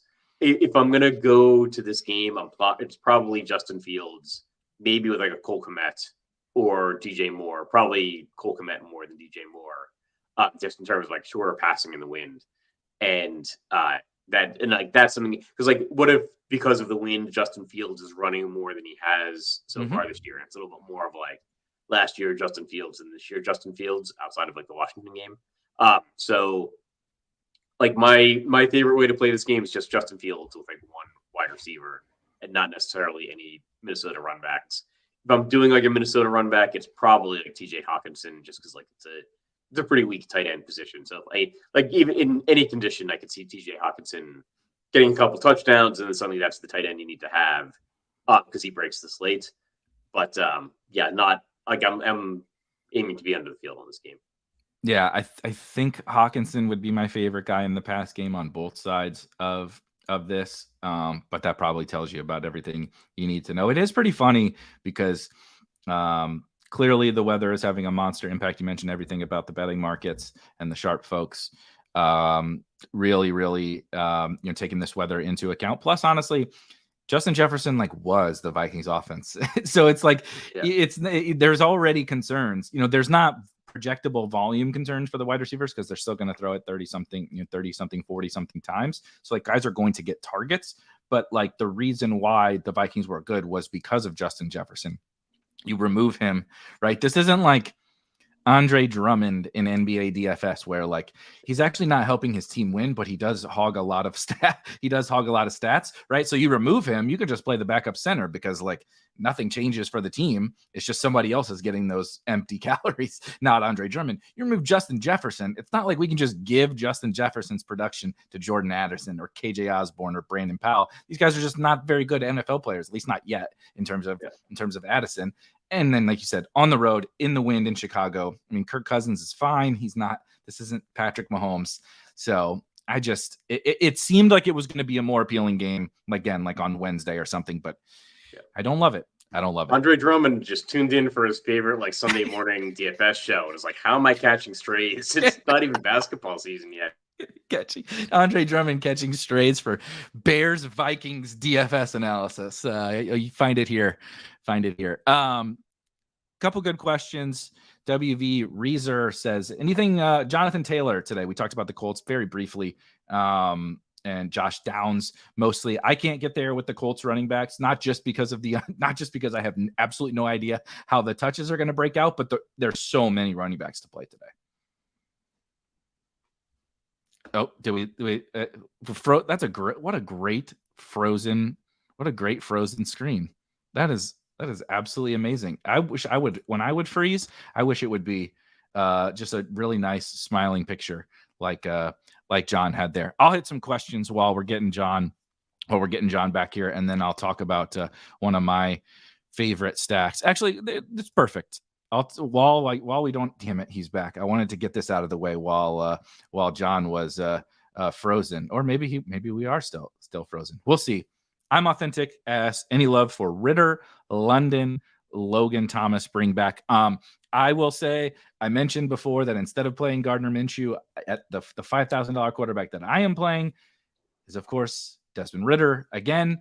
I get it. People don't want to hear me talk about the Falcons anymore, but I think we saw I do believe you saw last week, and we've seen a couple of times this year, why these guys are going to be valuable in tournaments. I know Kyle Pitts didn't get there with the touchdown, but 12 targets. He's basically setting the world on fire with his usage from a tight end. He's basically a wide receiver. That was kind of a meme a couple of years ago, but he really is. He's lining up slot and out wide more than he is lining up in line. He's lapping the field at tight end and air yards and ADOT and all of that. So it's a matter of time with the volume that he is actually getting. And Desmond Ridder's $5,000, and they play Washington today. I don't know if anybody's been watching the Washington pass defense, but it's not exactly stopping anybody. That DJ Moore game we all remember from Thursday night that's got people excited to play DJ Moore all of a sudden, that was against Washington. At home, one thing I will say that John has mentioned a couple of times, like caring a little more about like quarterbacks at home and in particular young quarterbacks. And I do think that's a small thing. You know, that's not the end all be all, but in terms of Desmond Ridder, like in the Falcons today, I feel a little bit better about them being at home in the dome. And so I do like Ridder Pitt. I prefer like Ridder Pitts here, but I think Logan Thomas is a totally fine tight end play. Feels a little chasey because they had to throw like absolutely crazy, but I'm high on him this year. I do think that in terms of like a super duper cheap stack to jam some studs, I do like the Falcons game. I can't believe my internet goes out for 30 seconds. I leave you alone, and I come back, and you're talking about Desmond Ridder. Yeah, I'm just gonna wait for your internet to go out to take my quick supervision. Or you go I'm just waiting for my chance to talk about the Falcons and Desmond Ridder. But yes, I'll be victory lapping when he scores another 29. I did end up tagging Drake London. I think he's there too cheap. Playing at home, it is in a dome, but leave it 30 seconds. It is funny though, isn't it, that Josh Downs is going to be like reasonably popular at 4,100 and Drake London is like almost the same price. And we would have laughed everybody off the earth in, August if you said you're playing chalk Josh Downs at the same price as low owned Drake London, like against what, given the matchups. I know there's nuance to that, but it is sometimes interesting to just think about that kind of stuff. All right, going to continue to hit some questions and then we'll be here in the next 10 minutes or so, bringing in the crunch time folks. 1 second. You are the guy that would possibly be brave enough to do this in large field tournaments, but this one is not for me. 4.9K Zach Wilson on DraftKings in your player pool, out of your player pool. Yeah, I'd rather play Desmond Ridder. And I'm being serious. There's a difference between being better than we think, or like maybe better than the public perceives, and being useful on DraftKings. So like Zach Wilson's probably better than the public perceives, but he's not yet up to that point of being like better on DraftKings. Like you can only play one quarterback. There's a bunch of options. Like 4,900 seems really cheap. It's only 1,200 cheaper than Matthew Stafford. I'd rather find that $1,200 and play Matthew Stafford than play Zach Wilson. Like that just seems like a much like more likely to hit bet. I don't want to play Zach Wilson against the Eagles defense. Yeah, no, not for me. I know Darius Slay is out. I know Jalen Carter's out. It doesn't matter. He couldn't do it against the Broncos. I know he had one good half basically against the Chiefs, but yeah, not for me. Lots of quarterbacks to play today. I think plenty that we didn't get to and won't get to, but I think there's plenty of different quarterbacks that you can play today. You don't have to dig into Zach Wilson, and some would say you don't have to dig into Desmond Ridder as well. Not a major thing, but I do think at least of note, Elijah Mitchell is active today, has been inactive and in and out of the lineup as the backup for San Francisco. But in terms of CMC before, if you're trying to Galbrain him, I don't think it really matters, but it does give them another running back they may, if it's out of hand late or something like that they can get to. Did anybody stand out for you? Just Darren asked about favorite FanDuel plays. I can flip over to FanDuel here really quickly too. But just anybody that stand out to you that maybe we haven't discussed as much, or someone that specifically on FanDuel you're targeting much more heavily. Jalen Waddle is only 6,800 on FanDuel, so I'm getting to a lot more of him than I am on DraftKings. Trying to think of other FanDuel plays. I think Bijan's a little bit more affordable on FanDuel as well, and he's gonna generally score a little bit better, or he's been catching passes and actually not getting red zone work, but in my head at least, he's more of a FanDuel scorer than a DraftKings scorer. So if his price is lower on FanDuel, maybe that's something you want to take advantage of as well. And I like the pairing with the Washington defense, with the Atlanta defense as well. So you can play Bijan and pair him with the Falcons defense. And that's a little bit of a better play on FanDuel. Perfect segue into Scott's question. Favorite defense, because I do like the Atlanta defense today. You know me, I love my guy. The Washington, I'm going to be the only person that's watching the Washington Atlanta game with such intent, other than like people who are related to the folks that are playing in that game, because I love the Falcons and Ritter, and I love Sam Howell and Washington, but I do think honestly both defenses in that game are pretty appealing. I much prefer the Falcons defense if I had to pick one. But I think that there are some good ways to make some fun defense tournament plays. I mentioned Seattle before. You just talked about Atlanta. I think that one is a really good one. Was there anybody else at defense that is specifically, popping out to you that you're playing a little bit more, or you're most excited about? So I think the 49ers stand out as the defense. I mean, the Cleveland's got like a 13-point total. They're playing in a bad weather game against PJ Walker. PJ Walker's not terrible. Like, he's a professional quarterback. But he is the backup there. And there is weather concerns, and they've got a 13 implied point total. So San Francisco is my favorite defense. They're obviously just expensive, and they might end up being chalky. I don't mind a pivot down to like the Bears or Vikings because they're much cheaper. They're also playing in wind. And they're also now in a game that's got a little bit of a lower point total, and people might not realize it. So like defensive scoring is so random that like I'd lean towards trying to save money and get some low ownership. But I think San Francisco is maybe an exception to that, where I'm willing to pay up in a good portion of my lineups and not aiming to be like super under the field on like a chalky, expensive defense just because of the weather. But yeah, that probably Minnesota and Chicago are my favorite like lower owned, cheaper defenses. Something I it's a little cliche, and there's no rules that you can just use right on any given DFS slate. You have to take everyone as they come and play it, to the best of your ability for that particular slate. But something that sometimes that will help spur some ideas, at least for me, is go look at, right? So I have FanDuel up here with defense. Go look at the highest owned defenses on FanDuel. Like, okay, the Bears, people are just playing it. The weather, no Justin Jefferson, but the price, right? They're 3,200, so we can get them. But also on FanDuel, generally speaking, people can afford the more expensive defenses. It's easier to afford the more expensive defenses. And a lot of the times, it is an $1,800 difference to the Bears. But generally, right, the $5,000 defense and the only other like kind of playable defenses are like around 4,000. So like you'll just go get the best defense. But that you'll see on DraftKings, like the 49ers may not be quite as popular because people just love to save on defense. I mean, who doesn't? I do too.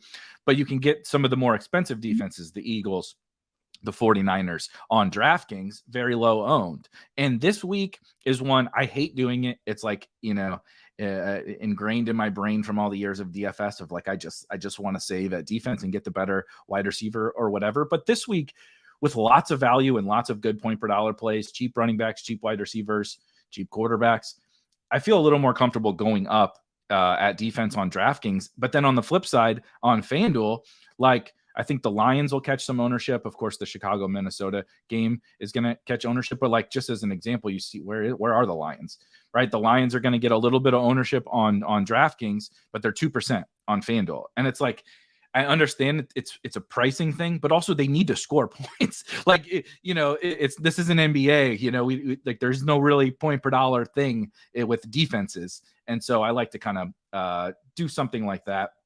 That was mostly it. I did want to point out the Raiders too. We talked about the Raiders before. We kind of like Josh Jacobs a little bit. You mentioned Mac Jones may not make it through this game, which he has not made it through the last 2 games. He's going for the old hat trick of getting benched here. It would be impressive to get benched in this one against the Raiders. But if anybody could do it, I think Mac Jones could do it. And yet no one's playing the Raiders defense. I get they stink, but like so do the Patriots. The Patriots really stink. So just a few different options there. Hit a couple more. Go ahead. Just a note on that game. Like Patriots do have some like cheaper wide receivers that I think are in the conversation of like the Robert Woods, Josh Downs. Just with Kendrick Bourne and Devontae Parker. Yeah, I still saw that question about Kendrick Bourne. Actually, I'm probably going to end up over the field with Kendrick Bourne, just because down to 4,200. It might almost be better if they make the quarterback change. Like Mac Jones is either going to do well or get pulled. So that actually makes me like bump up the Patriots wide receivers a little bit, and then they've got some injuries there that they're elevating some of their cheaper guys, like with Demario Douglas and their other wide receiver that's out. Yeah. Yes. Yeah. So so that makes like Devontae Parker and Kendrick Bourne a little bit better. So yeah, like Tyquan Thornton. I think you can go there in large field tournaments. Here's one. FanDuel single entry, Trevor Lawrence and Evan Ingram, or I assume the comma was unintentional, but it looks really funny, like you were trying to say Minshew, comma Gardner, but Trevor Lawrence and Evan Ingram, or Minshew and TJ Hawkinson. Yeah, I'd go Trevor Lawrence and Evan Ingram. Agreed. I try to get a little bit different elsewhere in your lineup, but in those two choices, I'd go Lawrence and Ingram. Got a handful of different questions on Sam Laporta. He is questionable, but I believe they said he didn't say expected to play. They might have recently said expected to play since we've been on the show or something.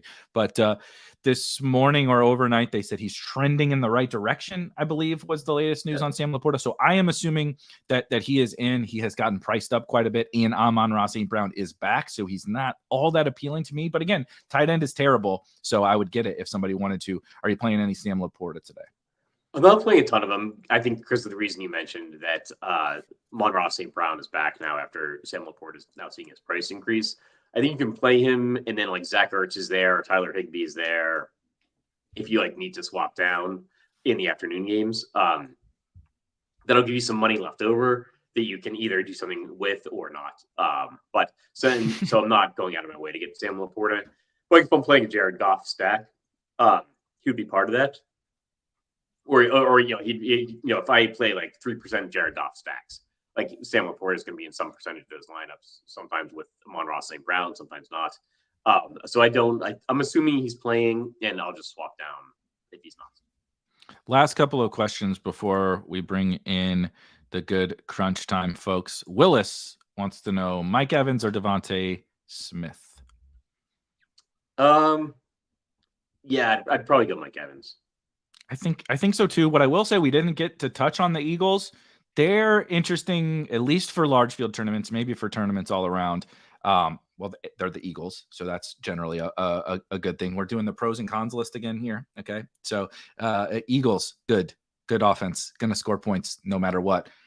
Jets defense seemingly bad, but that actually may turn into a pro because there's no Sauce Gardner today. The Jets have some pretty serious injuries on the defensive side of the ball. So the Eagles are a little bit sneaky. The price is just so obnoxious. We're never going to get a good discount on the Eagles, but they're like mildly interesting. The problem is, call me a point chaser, but I do prefer AJ Brown to Devontae Smith. I'm glad somebody asked. Chris, this is one of the questions I wanted to ask you. T. Higgins back today, and absolutely no one is playing him. I'm not saying they should play him, but everybody loves the Bengals and nobody loves T. Higgins. Are you playing any T today? No, like in that price range, I'd rather play like Michael Pittman. I'm also worried he's not all the way back. I think we've seen before, like T. Higgins like come back and not really be all the way back. So I don't like I'll get there. Like if in my 150 build, I'll have some like Joe Burrow double stacks where I'm playing like Jamar Chase and T. Higgins. That's probably it. Like that's probably the only situation where I'll be playing a lot of T. Higgins. Makes sense. Darren asked, last question as the crunch time folks come in. Donta Foreman and AJ Brown, or Alvin Kamara and Christian Kirk on FanDuel? I just talked about loving AJ Brown, and I'm higher on Foreman, but this looks like Kamara Kirk to me on FanDuel. Yeah, as well. All right. I used my 30 seconds of airtime earlier to talk about the Falcons, so I won't steal the show to talk about my other favorite team in Washington. I will leave that up to the good crunch time folks and won't make John listen to me wax poetic about Sam Howell and Desmond Ridder for another 5 minutes. But we've got our good friends coming in for crunch time. Who is hosting? Did you guys? I haven't been keeping up on the private chat. You guys just showed up and nobody knew who was hosting. Who is hosting this damn show? Well, obviously, Erik Beimfohr. I am going to be hosting as the most incredible man at RG. I'll take care of that. But I have two great co-hosts with me today. I have Will Priester. I have Dre. We are going to break it down. We will talk about this Falcons game. It is like you to be all about Desmond Ridder on a day where a quarterback can be really concentrated. You're just going to throw Desmond Ridder out there for everybody. Seems like an Erik Beimfohr play. It is. That is literally that's what the people show up for. Losing takes and the Falcons and Commanders stacks. That's the whole thing. But Andre, what's going on? How are we feeling about this week's slate? I actually think it's a really good slate. For the first time probably ever, I have my lineups like pretty much done. So I think that's a good thing to know that like I think this is a really good slate, and I think nope, it's bad. Get ready for all your slips to lose. That's how you know you're going to lose. That's how you know you're going to lose. When you're all set and you're not panicking, that's when you lose. It is true. That is very true. I have had a team locked in for like 48 hours, and that never. We get done with this show, and I'm in a mad scramble to finish teams every single week. And this week, like I'm probably going to take the dogs for a walk after this, and so you know that Kyle Pitts is also going to suck yet again today. Get ready for 2 Kyle Pitts points. So take him out of your lineups. But Chief, how are we feeling? And Britt's not here, so I need a winner. I need a winner to go make some tickets with. What's your favorite prop today? Probably Desmond Ridder over 26.5 passing attempts. Actually, it's way too low. Like he's kind of been in the 30s. They should be able to. It's too low. Now watch this. On the other side, though, you've got Jahan Dotson at 6 targets. I'm taking under that. Like I don't. He's had 6 targets. I think maybe 1 game this season. That's one. I'm on CJ Stroud over 219.5 passing yards. Hold on, let me just pull this up. Like I got a whole laundry list of these things. I know you guys. You don't have to read me. You don't have to read me your whole laundry list. You already reaffirmed his priors with Desmond Ridder. That's all he wanted. You could have stopped at Ridder, and I was going to be a happy man. That's all he wanted. I was going to be a happy man. I do like David Long over 6.5 tackles quite a bit. Okay, that's fun. I can get down with some defense and root for some defense. So we do got to get out of here. Let these guys lead you all the way up to lock for the next 40 minutes. Guys, enjoy the show. Yes. Enjoy the week, and hopefully we can get some winners. Go Falcons. Go Commanders. See you guys next week. Peace. All right, everybody. Welcome in to Crunch Time. It is time to finalize these lineups. I need Dre to walk me through and tell me why I'm making some bad plays today. Before we do that, though, I'm going to jump in and we're going to thank FanDuel, as Crunch Time is presented by FanDuel. You can get a $200 bonus bet guaranteed when you bet just $5 for new users in Arizona, Colorado, Illinois, Indiana, Iowa, Kansas, Louisiana, Maryland, Massachusetts, Michigan, New Jersey, New York, Ohio, Pennsylvania, Tennessee, Virginia, West Virginia, and Wyoming. Terms and conditions apply. Must be 21 plus. Gambling. If you have a gambling problem, call 1-800-GAMBLER. Will, Andre, you guys ready for this slate? Sounds like Andre is. Yeah, definitely am. I'm locked in. I'm just locked in. I think I have a good handle on it. I am playing a little bit of probably 2 plays I don't really like playing, but I think it's a good week to win a lot of money. Will, you didn't sound as ready as Andre a little while ago. What do you? Well, I am as ready. I am as ready. That's how I know this is gonna.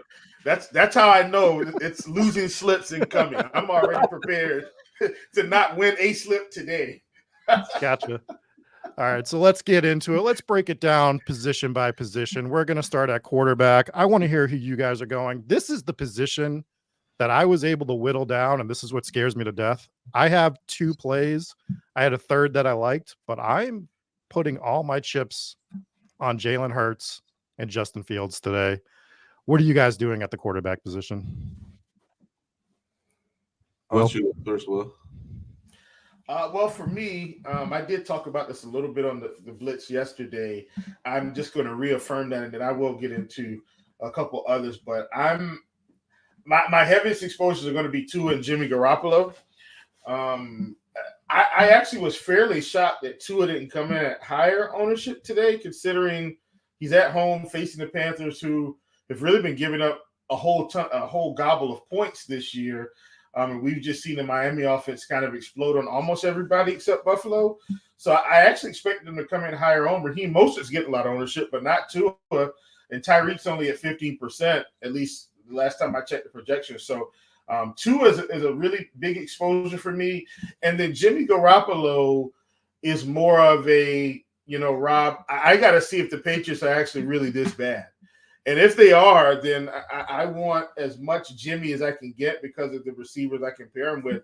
He's 5,300. We're getting him at about 3%. And we're probably saying, well, I don't know if Jimmy quite has the ceiling to help us win a tournament. Well, I just need Josh Jacobs to just catch touchdowns, not run them in. And if they're scoring points, then I think Jimmy's, got to have 3 touchdowns in him today against this really porous, unusually bad, and I'm saying that cautiously, unusually bad New England Patriots defense. So Jimmy G and Tua are 2 of my biggest exposures.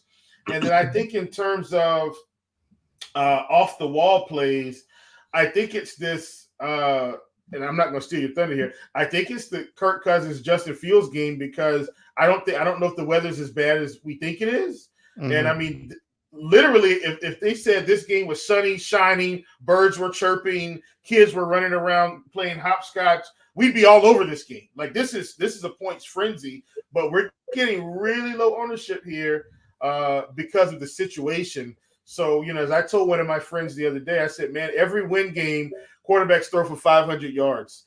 And that's an exaggeration, but they do kind of dink and dunk and chunk their way down the field more than just throwing 50-yard bombs, and that's how they get all these yards. So I'm pretty high on that game as well, a lot higher than I was earlier this week.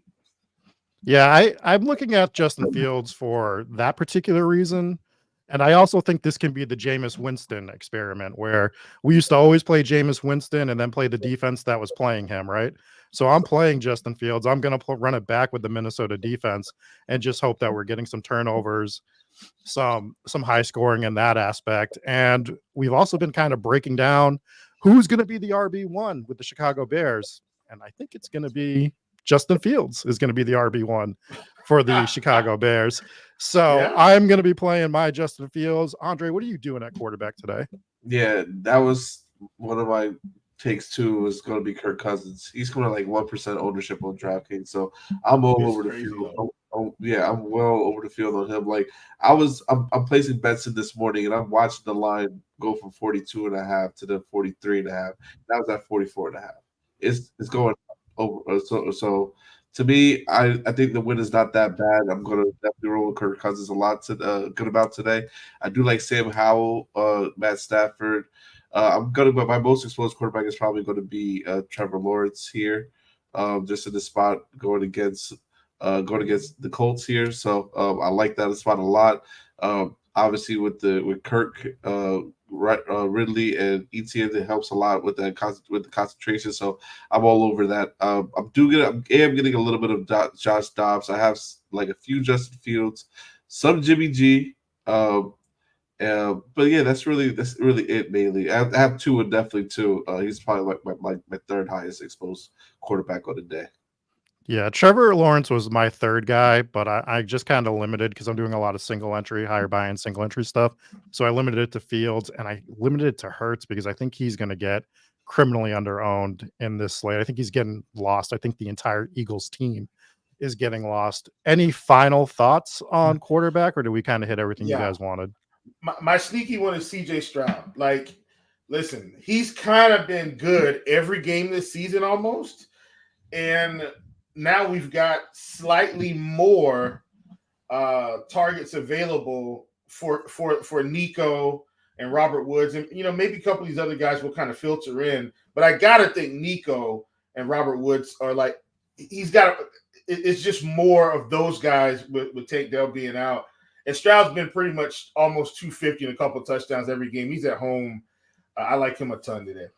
Yeah, Nico feels, we're going to get into wide receiver in a bit, but Nico feels criminally undervalued price-wise this week, and it makes it for an easy either stack with Stroud or just a mini game stack with Kamara, which is what I'm doing with him. But let's jump over to running back, which is the crux of the slate for me this week. There is about 113 plays that all feel viable. So I need you guys to help me break down who I should be playing on the slate. Andre, What are you doing with the running back position? We have some value. We have some higher price guys. Where should I be looking? Now, this is my most difficult position trying to fill today, just because of everything that we have, like I said, with the value. So I like being at the field with Mostert. So to me, I'm definitely going to be playing him, and I like the strategy. I think Squirrel said this earlier in the week on the show. But a couple other people that I watched earlier this week talk about playing at least one Dolphins guy in every single lineup. Just because they have the highest exposure point total on the slate, I think that's a great idea. So Mostert is one of my highest owned running backs. I do have some Ahmed here too as well. I was thinking about playing Jones, but I'm not going to do that today. I'm just going to ride with Ahmed and Mostert and just hope that it works out that way. But I also do have a good amount of Chuba Hubbard, Deontay Foreman. Everyone's not as high on Foreman. I don't know why. I know the Vikings defense is middle of the pack. I understand that, but you can run the ball on them. So I like getting to him a lot today as well. Travis Etienne, Kyron Williams, Josh Jacobs, and also Alexander Madison. I think you can definitely play a good amount of him today too. Don't want to forget about him, because I think he's definitely going overlooking. Alvin Kamara is an excellent play today. Yeah, I like a lot of the names you brought up. The Dolphins thing is something I've been trying to implement, but haven't been able to get there. I've been trying to do that with the Jaguars today as well, whether it's ETN or one of the wide receivers. Will, what are you doing at the running back position today? Help me whittle this down a little bit. Well, I'm going to start with some value, and some value that I feel like is overlooked. So I think the overarching theme is Chuba Hubbard, Deontay Foreman going to get plenty of ownership today. I think that's a pretty reasonable expectation. Our ownership, suggests that these guys are going to get tons. Even Chuba in a pretty up-tempo match, you got him around 25%, and then we've got Foreman around 17-ish. And then we scroll down to Arizona, Los Angeles, and we got Amari DiMercado here at like 1%. It's the same situation. Now, I know Keontae Ingram is there, Tony Jones is there, whatever. Like, this guy should see, I think, 12 to 15 carries, probably a handful of targets, and he's got practically no ownership. I don't understand it. So for me, I'm going to have a hefty amount. Hefty regards to the field. Like, I don't even have to get that aggressive. I'm going to be around 15%. Like, that's not that aggressive considering, but I just think that's kind of a field mistake, and I want to take advantage of that. Also, in the same game, I like Kyron Williams. Like, they've shown the fact that they're going to basically give him the workload. Now, I know Cooper Kupp is back and Puka Nacua, and I know Matthew Stafford's going to get them the ball, but he's kind of been the workhorse, and so I like him a ton. In terms of spend ups, he's got some ownership. It's Josh Jacobs. You're going to hear a theme throughout the show. I want to see how really bad this Patriots defense is. Josh Jacobs is a guy that gets the bulk of the work and is involved in the passing game as well. So I'd like for him to score a touchdown. I'd like for him to catch a touchdown. But if not, he should pick up enough yards and receptions, I think, to help us out a ton. And then last but not least, in that same game, when you talked about Kamara, Dameon Pierce is just getting too much volume for me at 5,100 to ignore it. So I've got a pretty good amount of him as well. All right. There's two guys that we did not hit on while we were going through this. Chap brought up one of them for sure. The first guy I want to hit on, we have these, like, it feels like we have 10 to 15 running backs plays today. Yeah. And we didn't mention Christian McCaffrey, who is just the absolute stone nut slate breaker of all time. I know he's very expensive. He's 10-3 on FanDuel, but we do have some salary relief. Are you even considering doing a Christian McCaffrey with one of the cheaper guys just to try to get him in there because of the upside that he possesses? Or are we just kind of staying away from CMC this week and hoping he doesn't beat us? I mean, I will have some CMC for what it's worth. Like, so let me talk through that for about 30 seconds. CMC is a guy just can't fade, right? It's kind of like let's call it Anthony Davis with no LeBron playing for a month. Like, you just kind of have to play him because he's going to get too much volume. I know Elijah Mitchell's back, but CMC is just too involved in his offense, especially in a game where this game does have some weather concerns, and they may actually have to hand him the ball 20 times. He's just got so much big playability. If they get anywhere around the goal line, they're probably going to hand it to him at least once, and more than likely on that one touch, he's getting in. So at 9,500, I think it's just a price that's holding the field back, and it's something to take advantage of. But I do like Josh Jacobs more because he's 2,500 less. But no doubt about it, I've got exposure to McCaffrey. Andre, you got anything to weigh in on CMC? I have a little bit of exposure to him, but I think just the price cost is just too high. Granted, you can use him to get different on lineups today, but this Cleveland defense is a little stingy against the run. So, granted, I think he will score, but the thing about it is how many times is he going to score? Even if he scores twice, it's still not enough. I need him to score like 3 times to have 100 yards to pay off the salary for me. So, to me, I'm going to have like maybe 3 or 4 of my lineups with them in there, maybe at most 5, but not a lot. Yeah, and as I look through this running back list, we could almost do this with every player, right? Breece Hall is on here. DeAndre Swift could have a massive game. Running back just feels really stacked this week. But the last guy I want to hit on, they're one of the highest game total games is Kenneth Walker in this game against Cincinnati. Are you guys playing Kenneth Walker at all, or is he a guy that's just kind of going to get lost in the shuffle with all these other plays? I'm trying to get a little bit more of him, honestly. How much do I have of him right now? I only have like 5% of him, so it's really tough to just fit him in because I'm not a big fan of just that. Well, Joe Burrow is one of my favorite quarterbacks, but I want to see it long term. I need to see him for just one more game besides that one game, and when they force feed the ball to Jamar Chase. So that's the thing. I want to see their whole offense work and be efficient. So that's what's making me not as high on Kenneth Walker, even though I think he is a good play. And I think also, what's his name brought up a good point earlier this week that Kenneth Walker, I think, only has scored 20 points in 3 games in his whole career. Mm-hmm. And it went for like 30 in those games. So once I found out that information, I obviously looked into it a little bit and saw it. I was like, wow, yeah, that's obviously a big deal. And at that price, I'd rather go with a guy like Alvin Kamara in that same price range, honestly. Will, any Kenneth Walker for you today? Not really. Yeah. I don't mind doing him with Chase on the opposite side as like a skinny game stack. Like that's something I tried flirting with, but because of all the other guys we talked about, it was never a priority for me. Let's switch over to wide receiver, where I think one of the best value plays of the entire slate is here. I love Drake London today. We'll let you guys get into who you guys want, but I think he's 4,800 over on DK, 4,900 at one of those 2 price points. We know that Washington is getting absolutely crushed through the air. That's why, even though I was giving Beimfohr a hard time with the Ritter thing, I do think it's viable. What are you guys doing at the wide receiver position, Will? Do you have a favorite take, or are you kind of spraying and praying across these wide receivers today? No, not really spraying and playing.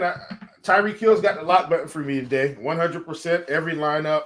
I just look, man, it's a combination of his volume. It's a combination of his big playability. It's a combination of this bad Panthers defense. It's a combination of him being at home. Combination of, Devin Achane being out. Like it's all of those things to me that says, okay, if there's one guy on this slate that could break a slate in the first half, like legitimately, I'm talking about legitimately, who are they? It's a couple guys. It's CMC. It's Tyreek Hill, and it's probably Justin Jefferson if he's healthy. Like those are kind of like my 3 guys. Like Devontae could if he was still in Green Bay with Aaron Rodgers, but he's not in Green Bay with Aaron Rodgers, so he's just kind of on the outside looking at it. Those 3 guys to me are like they break slates early, and so for me, the one guy that stands out is Tyreek, so he's getting the lock button. This is my first lock button this season. I love Adam Thielen on the other side of that game. Like I don't think it can be overlooked in terms of how much volume he's been getting in such a bad offense. Like, he's getting 8, 9, 10 targets, converting them into 7, 8, 9 catches for 70, 80 yards and touchdowns.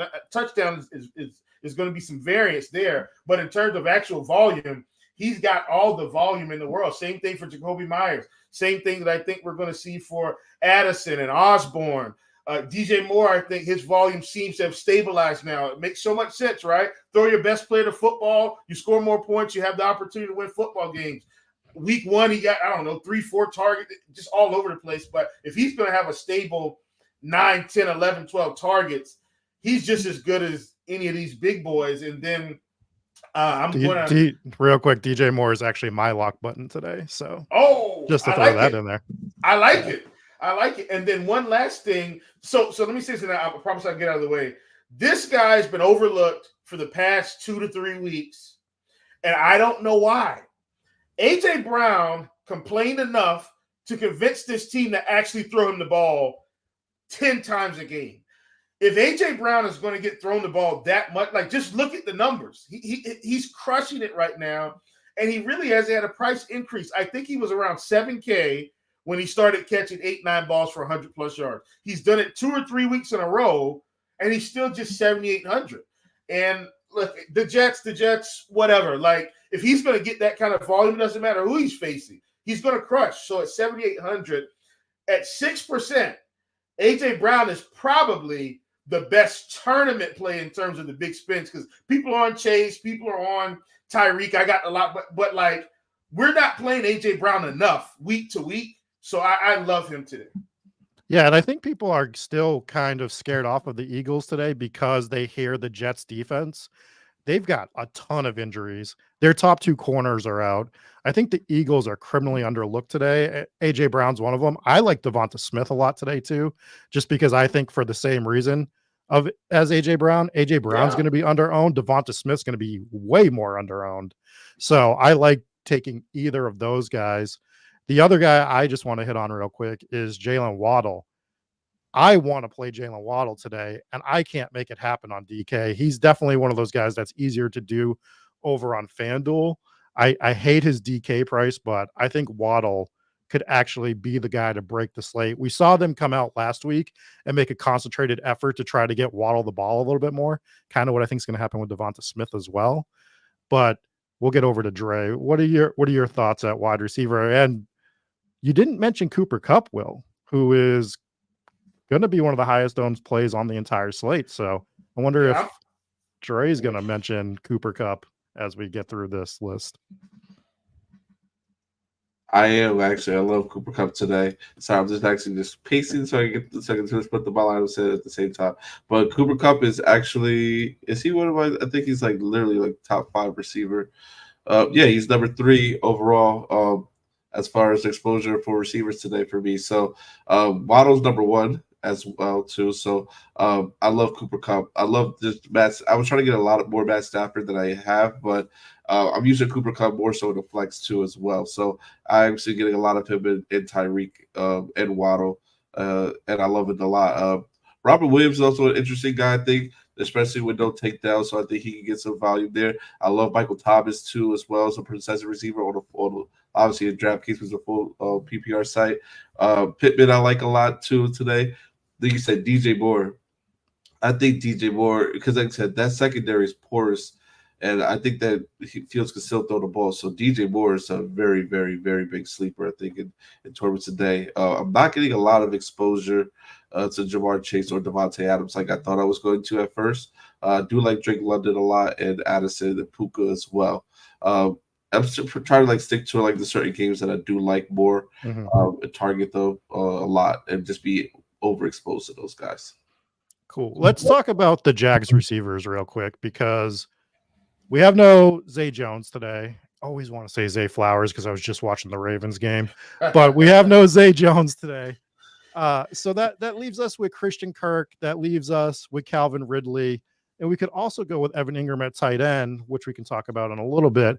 Are you guys making a concerted effort to get Ridley or Christian Kirk in? It's a little bit tougher, I think, on FanDuel because their price points are closer. So I think on FanDuel, I'd be looking to go Ridley more. and on DK, I'd be looking to go Christian Kirk more with the reduced price tag. Is this? I know you guys are trying to play Lawrence, so how are you playing Lawrence with these receivers, and are you one-offing either of them when you don't have Lawrence? I'm about. Go ahead, Dre. Sorry, I'm about balance on both of them. I have 24% Kirk, 20% Calvin Ridley today. I'm trying to get more, but I just think that they both are in good positions. Kirk to me has definitely the advantage. I was like week 1 when they had the same matchup. I was heavy on him. He just didn't get the targets and get the volume. So I think now he has, without Zay Jones being there, I think he definitely has a chance to get the volume. The ownership is, to me, rightfully so, should be on him, but those people Calvin Ridley either. So I think you should definitely be overexposed to both of them, but probably around, like I said, I'm about equal on both too. So I would just try to get that on the field if I'm playing a lot of entries. You pretty much on the same page, Will, or are you trying to weigh one of them over the other? No, because quite honestly, I don't know which one is going to have the big game today. Could be both. Yeah. So I think, for me with the Lawrence side, it's kind of my old school way of building. Like these Jaguars, I prefer to hand build these in a way because I know I'm locking in Tyreek. One with Lawrence Ridley, one with Lawrence Kirk, one with Lawrence Ingram, and then one with Lawrence Ridley Kirk, one with Lawrence Ridley Ingram, one with Lawrence Kirk Ingram, so forth and so. Like that's the way I'm approaching the Jaguars today. I know you guys mentioned Michael Pittman. I believe Dre did. Are we looking at Downs as well as a bring back for some of these Jaguar teams that we're building for some salary relief and to get our full game stack? Or are you just looking at Pittman? I got Downs. Downs is actually like my second most exposed receiver today. I think the price is just right. The targets will be there. I think Michael Pittman is still an excellent play. It's just about trying to fit the salary for some of these expensive receivers to be. And also, I'm paying up a tight end. I'm trying to get as much exposure to like TJ Hawkinson as I possibly can. So that's causing me to have my receivers a little bit down. And also, I'm not trying to do where everyone I think will be doing more of. We're playing 2 cheap running backs. I'm trying to play like 1 cheap running back and 1 mid-tier or high-end running back as well. So I think that's what's caused me to get a lot more downs, which I'm fine with. Will, are you on Downs? Is there any other cheap wide receivers that you're really high on today? The Houston guys. I mean, I'm super high on them, especially Robert Woods. Like I don't. Yeah. I mean, he's going to get some ownership, but man, he's 3.8K, and I mean, he's already been getting a pretty good amount of targets. Like he's not a lock button, but I think he's criminally under-owned considering. I figured he would have been around 15%. I mean, we got him around 7 or something like that. Like it's pretty low considering. Yeah, he feels like a definite DK play. So like when I'm trying to differentiate who I'm going for on sites, Robert Woods feels like sort of someone that I would like to I'd prefer to play on DK with his salary, with his, with the full point PPR in that game over there. The last set of wide receivers I want to talk about really fast. Actually, there's 2. I want to talk about the Arizona wide receivers. We're talking about all these Rams players. We want to play Kyron Williams. We want to play Stafford with Kupp and everything. Are we looking to bring it back, or is this one of those games where you guys are just hitting the Rams, and if a Michael Wilson hits your lineup, fine, but we're just not really forcing it? Will? You go ahead, Dre. Because it's on me? Okay, listen. Whoever. Here's the thing. For me, when I look at this game, I'm anticipating that the Rams are going to be scoring tons of points. When I look at the Cardinals and how they distributed their target share, like I can't overlook Marquise Brown. 5, 10, 7, 10, 10. Like that's ridiculous. So I think Marquise Brown needs to be in a discussion if you're heavy on this Rams game. Because, I mean, he could very well have 8 catches for 100 yards here. Like it's not out of the realm of possibility. So I like him a ton, especially if you're going to kind of stack up the Rams side. Which kind of goes against public opinion of what Hollywood Brown is. A lot of people think he's just this downfield guy. And this year it's really converted to him being a target monster more so. Yeah. And I don't know if the public's actually caught up to that yet. So that could be a nice little sneaky way to get different with your Rams bringbacks. Dre, do you like anybody on the Cardinal side of the ball? Yeah, I'm really not in love with it as much on the Cardinals side of the ball, but I do like Marquise Brown just for the simple fact I know he's going to get targets, a lot of targets here. I would love to take the running backs, but that situation is just too confusing. That's what I tried to look into, research, dig deep in, but I just can't figure it out. So I'm staying away from it. So it's just Marquise Brown or Zach Ertz for me. Wilson, I'm not as high on honestly today. It could be wrong. It could bite me in the butt, but I think that is either Marquise Brown or Ertz, or you just play Matt Stafford with the two pass catchers, or with Kyron Williams today. I like it. The last game I want to hit on in terms of wide receivers for right now, we've already talked about it a little bit where I love Drake London today, but let's talk about the Commander side of the ball because they seem like they are fighting to get anybody a 20% target share over there. McLaurin's not even getting it. I mean, it's so true though. Oh gosh.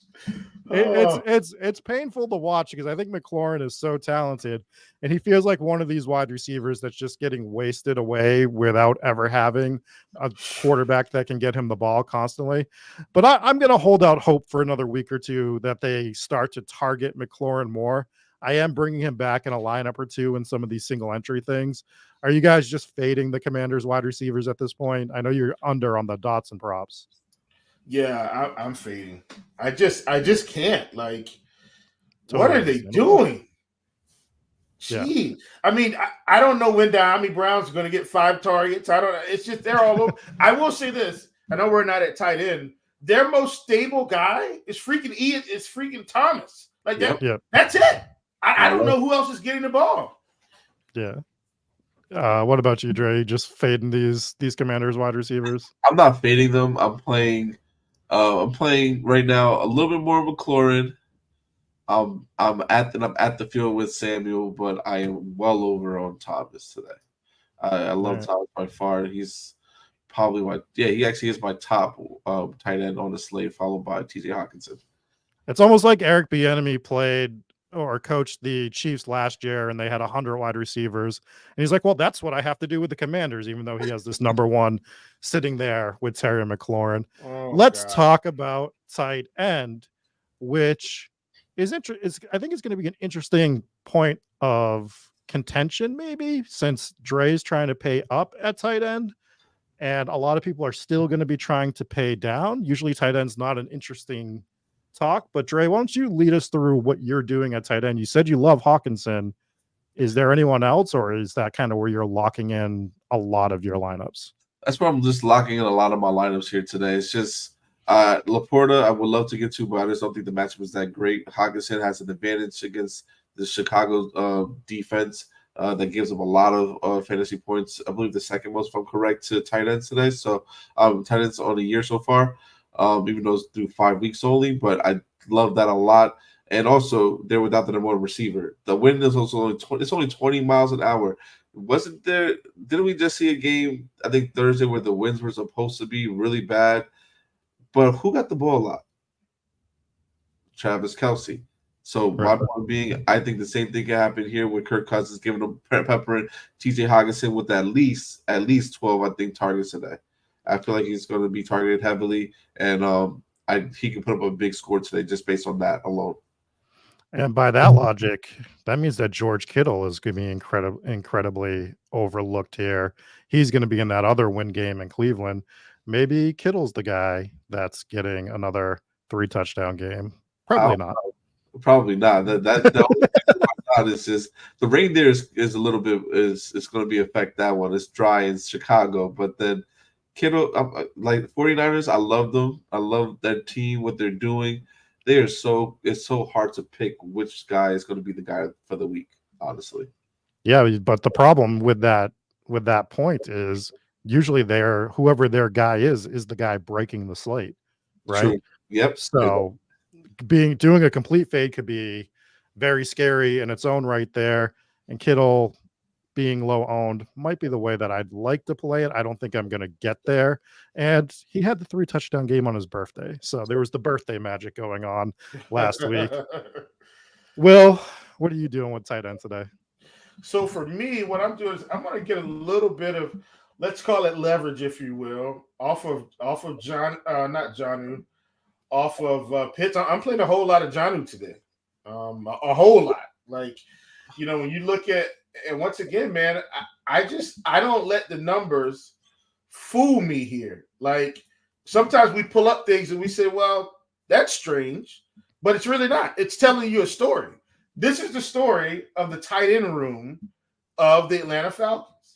Kyle Pitts, weeks 1 through 5, 3 targets, 5 targets, 9 targets, 4 targets, 11 targets. Week 1 through 5 of Jonnu Smith, 0, 6, 8, 6, 7. And so while, you know, we've seen Pitts have a 9-target game and an 11-target game, you know, and Michael Pruitt's basically getting no volume. Jonnu Smith has a stable floor of targets here, and I don't think anybody wants to play him today. Like, he's getting more target volume than Mac Hollins, and is about equal with Drake London. And everybody still wants to play Kyle Pitts every slate. So I'm going to be heavy Jonnu Smith. I'm with you on Ingram. I like him a great deal as well today with these guys out. And, you know, I also don't want to overlook in this same bad game a guy like Hunter Henry, who, God, they're going to have to throw the ball to someone. And Hunter Henry seems to be a guy, at least most of the season, that they want to get the ball to. He's 4,400. The price sucks. But in a game where it feels like they're going to have to throw the ball again, I like him. And then last but not least, Dalton Schultz. Tank Dell is out. I expect the receivers to have, you know, a stable market share today. But I don't want to overlook Dalton Schultz. If he picks up 2 or 3 more targets, that could be the difference between 10 points and 16 points. So I like him as well.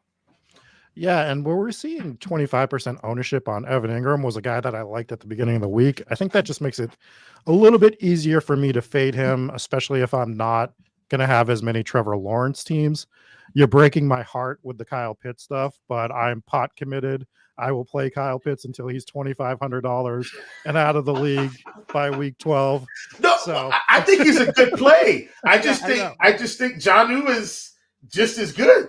Yeah.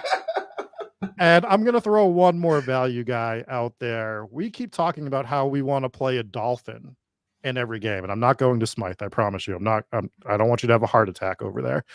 But that means that we might want some Carolina bringbacks. Everyone's going to be going to Chuba Hubbard. I kind of like Hayden Hurst if you're just looking for a punt tight end, someone that might get a lot of targets today.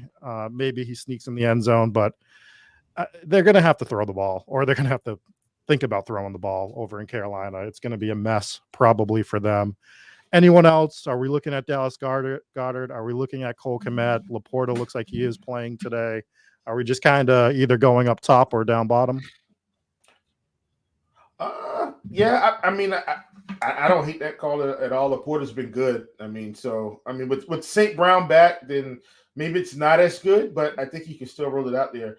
I guess one other cheap guy that this is my pod commit. I just keep playing Zach Ertz because I can't overlook tight ends getting 10 targets, even if it's every other week. Like, that's too many targets to pass up. At some point, he's going to have to score 20 fantasy points with 10 targets, right? Probably not, but still, he's a guy I just keep playing. I can't play him because of my best ball commitment of not drafting him. So I just sit here and I just shake my fist and rage every week as I watch him get every single target for the Arizona Cardinals. Anyone else you want to hit on at tight end, Dre? I'm good. Yeah. For me, no one really. Did we mention Evan Ingram? That's a good one. Other than that, that's really it.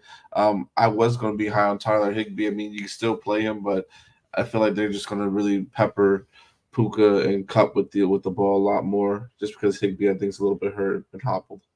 Yeah, they're making a concentrated effort to get the ball to Cup and Puka, and rightfully so. So we do have defense left. We'll hit on that for 2 seconds. I think I'm playing the Minnesota defense just because I'm looking for some sort of shootout game with some return touchdowns, hopefully. Anything you guys are doing special with defense, or do you just want to move on to some quick questions?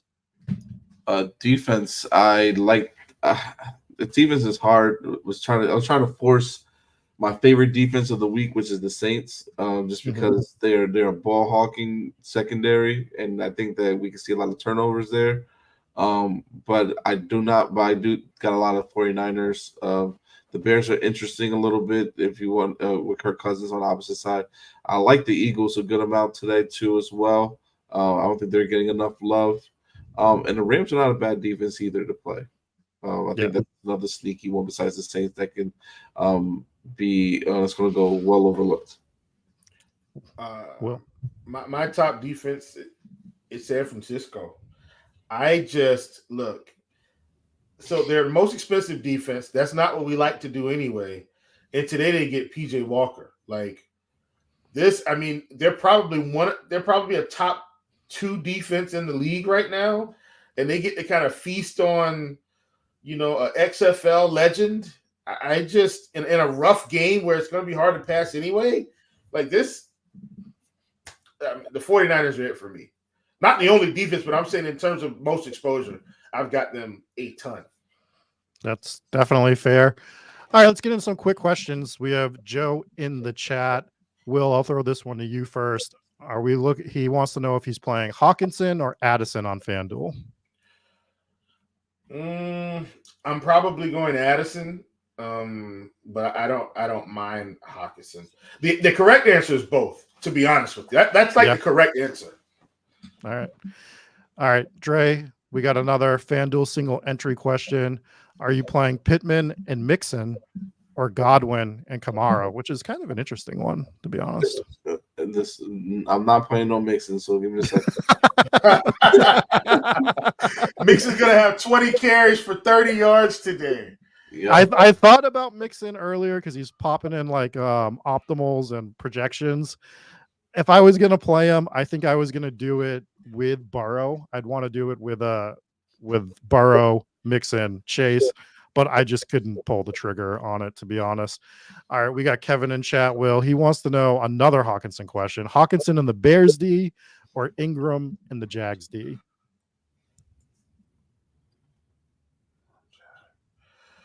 Let's go Hawkinson Bears. Like I'm much higher on that game than the field, I think. All right. Let's hit on this question because we didn't even bring up Bijan Robinson. Dre, would you rather play Bijan in the Atlanta D or DeAndre Swift in the San Francisco D over on FanDuel? Swift in the San Francisco D. All right. And we're going to wrap it up with this last one. FanDuel cash game. Will, I'm just throwing you all the tight end questions. Ingram, Ertz, or Thomas, and I think I know where you're going to go with that one. You said Ingram, Ertz. Yeah, I just saw Thomas at the end, and I'm wondering if he means Michael Thomas, who is technically a tight end but plays wide receiver. So, in terms of straight up upside, it's probably Ingram. Like in terms of pure upside, if he's referring to Thomas from Washington, then I don't hate it. Yeah, okay. I don't hate it. Like he's the one guy on that team, but I think in pure upside, it's Ingram for me. All right, fair enough. All right, it's 1:00. Lineups are locked. Any closing thoughts, Will? Enjoy your time. I'm off to a great start today because I had a fair amount of exposure to the London game in terms of some tackle stuff. Nice. I think the only thing I didn't get was D-Hop, which that's because quarterback play was just dreadful there, and McCreary. But other than that, I'm ready to ride. Dre? Just good luck, everyone. Hopefully I play some Saints defense. I think that they're going to be the top defense on the slate, and I hope to see you in second place. And even though having my lineups done, pays off. And for me, the Patriots are a putrid team. However, they are not going to lose to the Raiders today, so I have them in some parlays and round robins, and I'm going to be rich because of it. Other than that, for myself, for Will, for Dre, for producer Steve behind the scenes, and everyone you saw earlier, thanks for hanging with us this Sunday morning. We will catch you next week. Go win some money. Peace.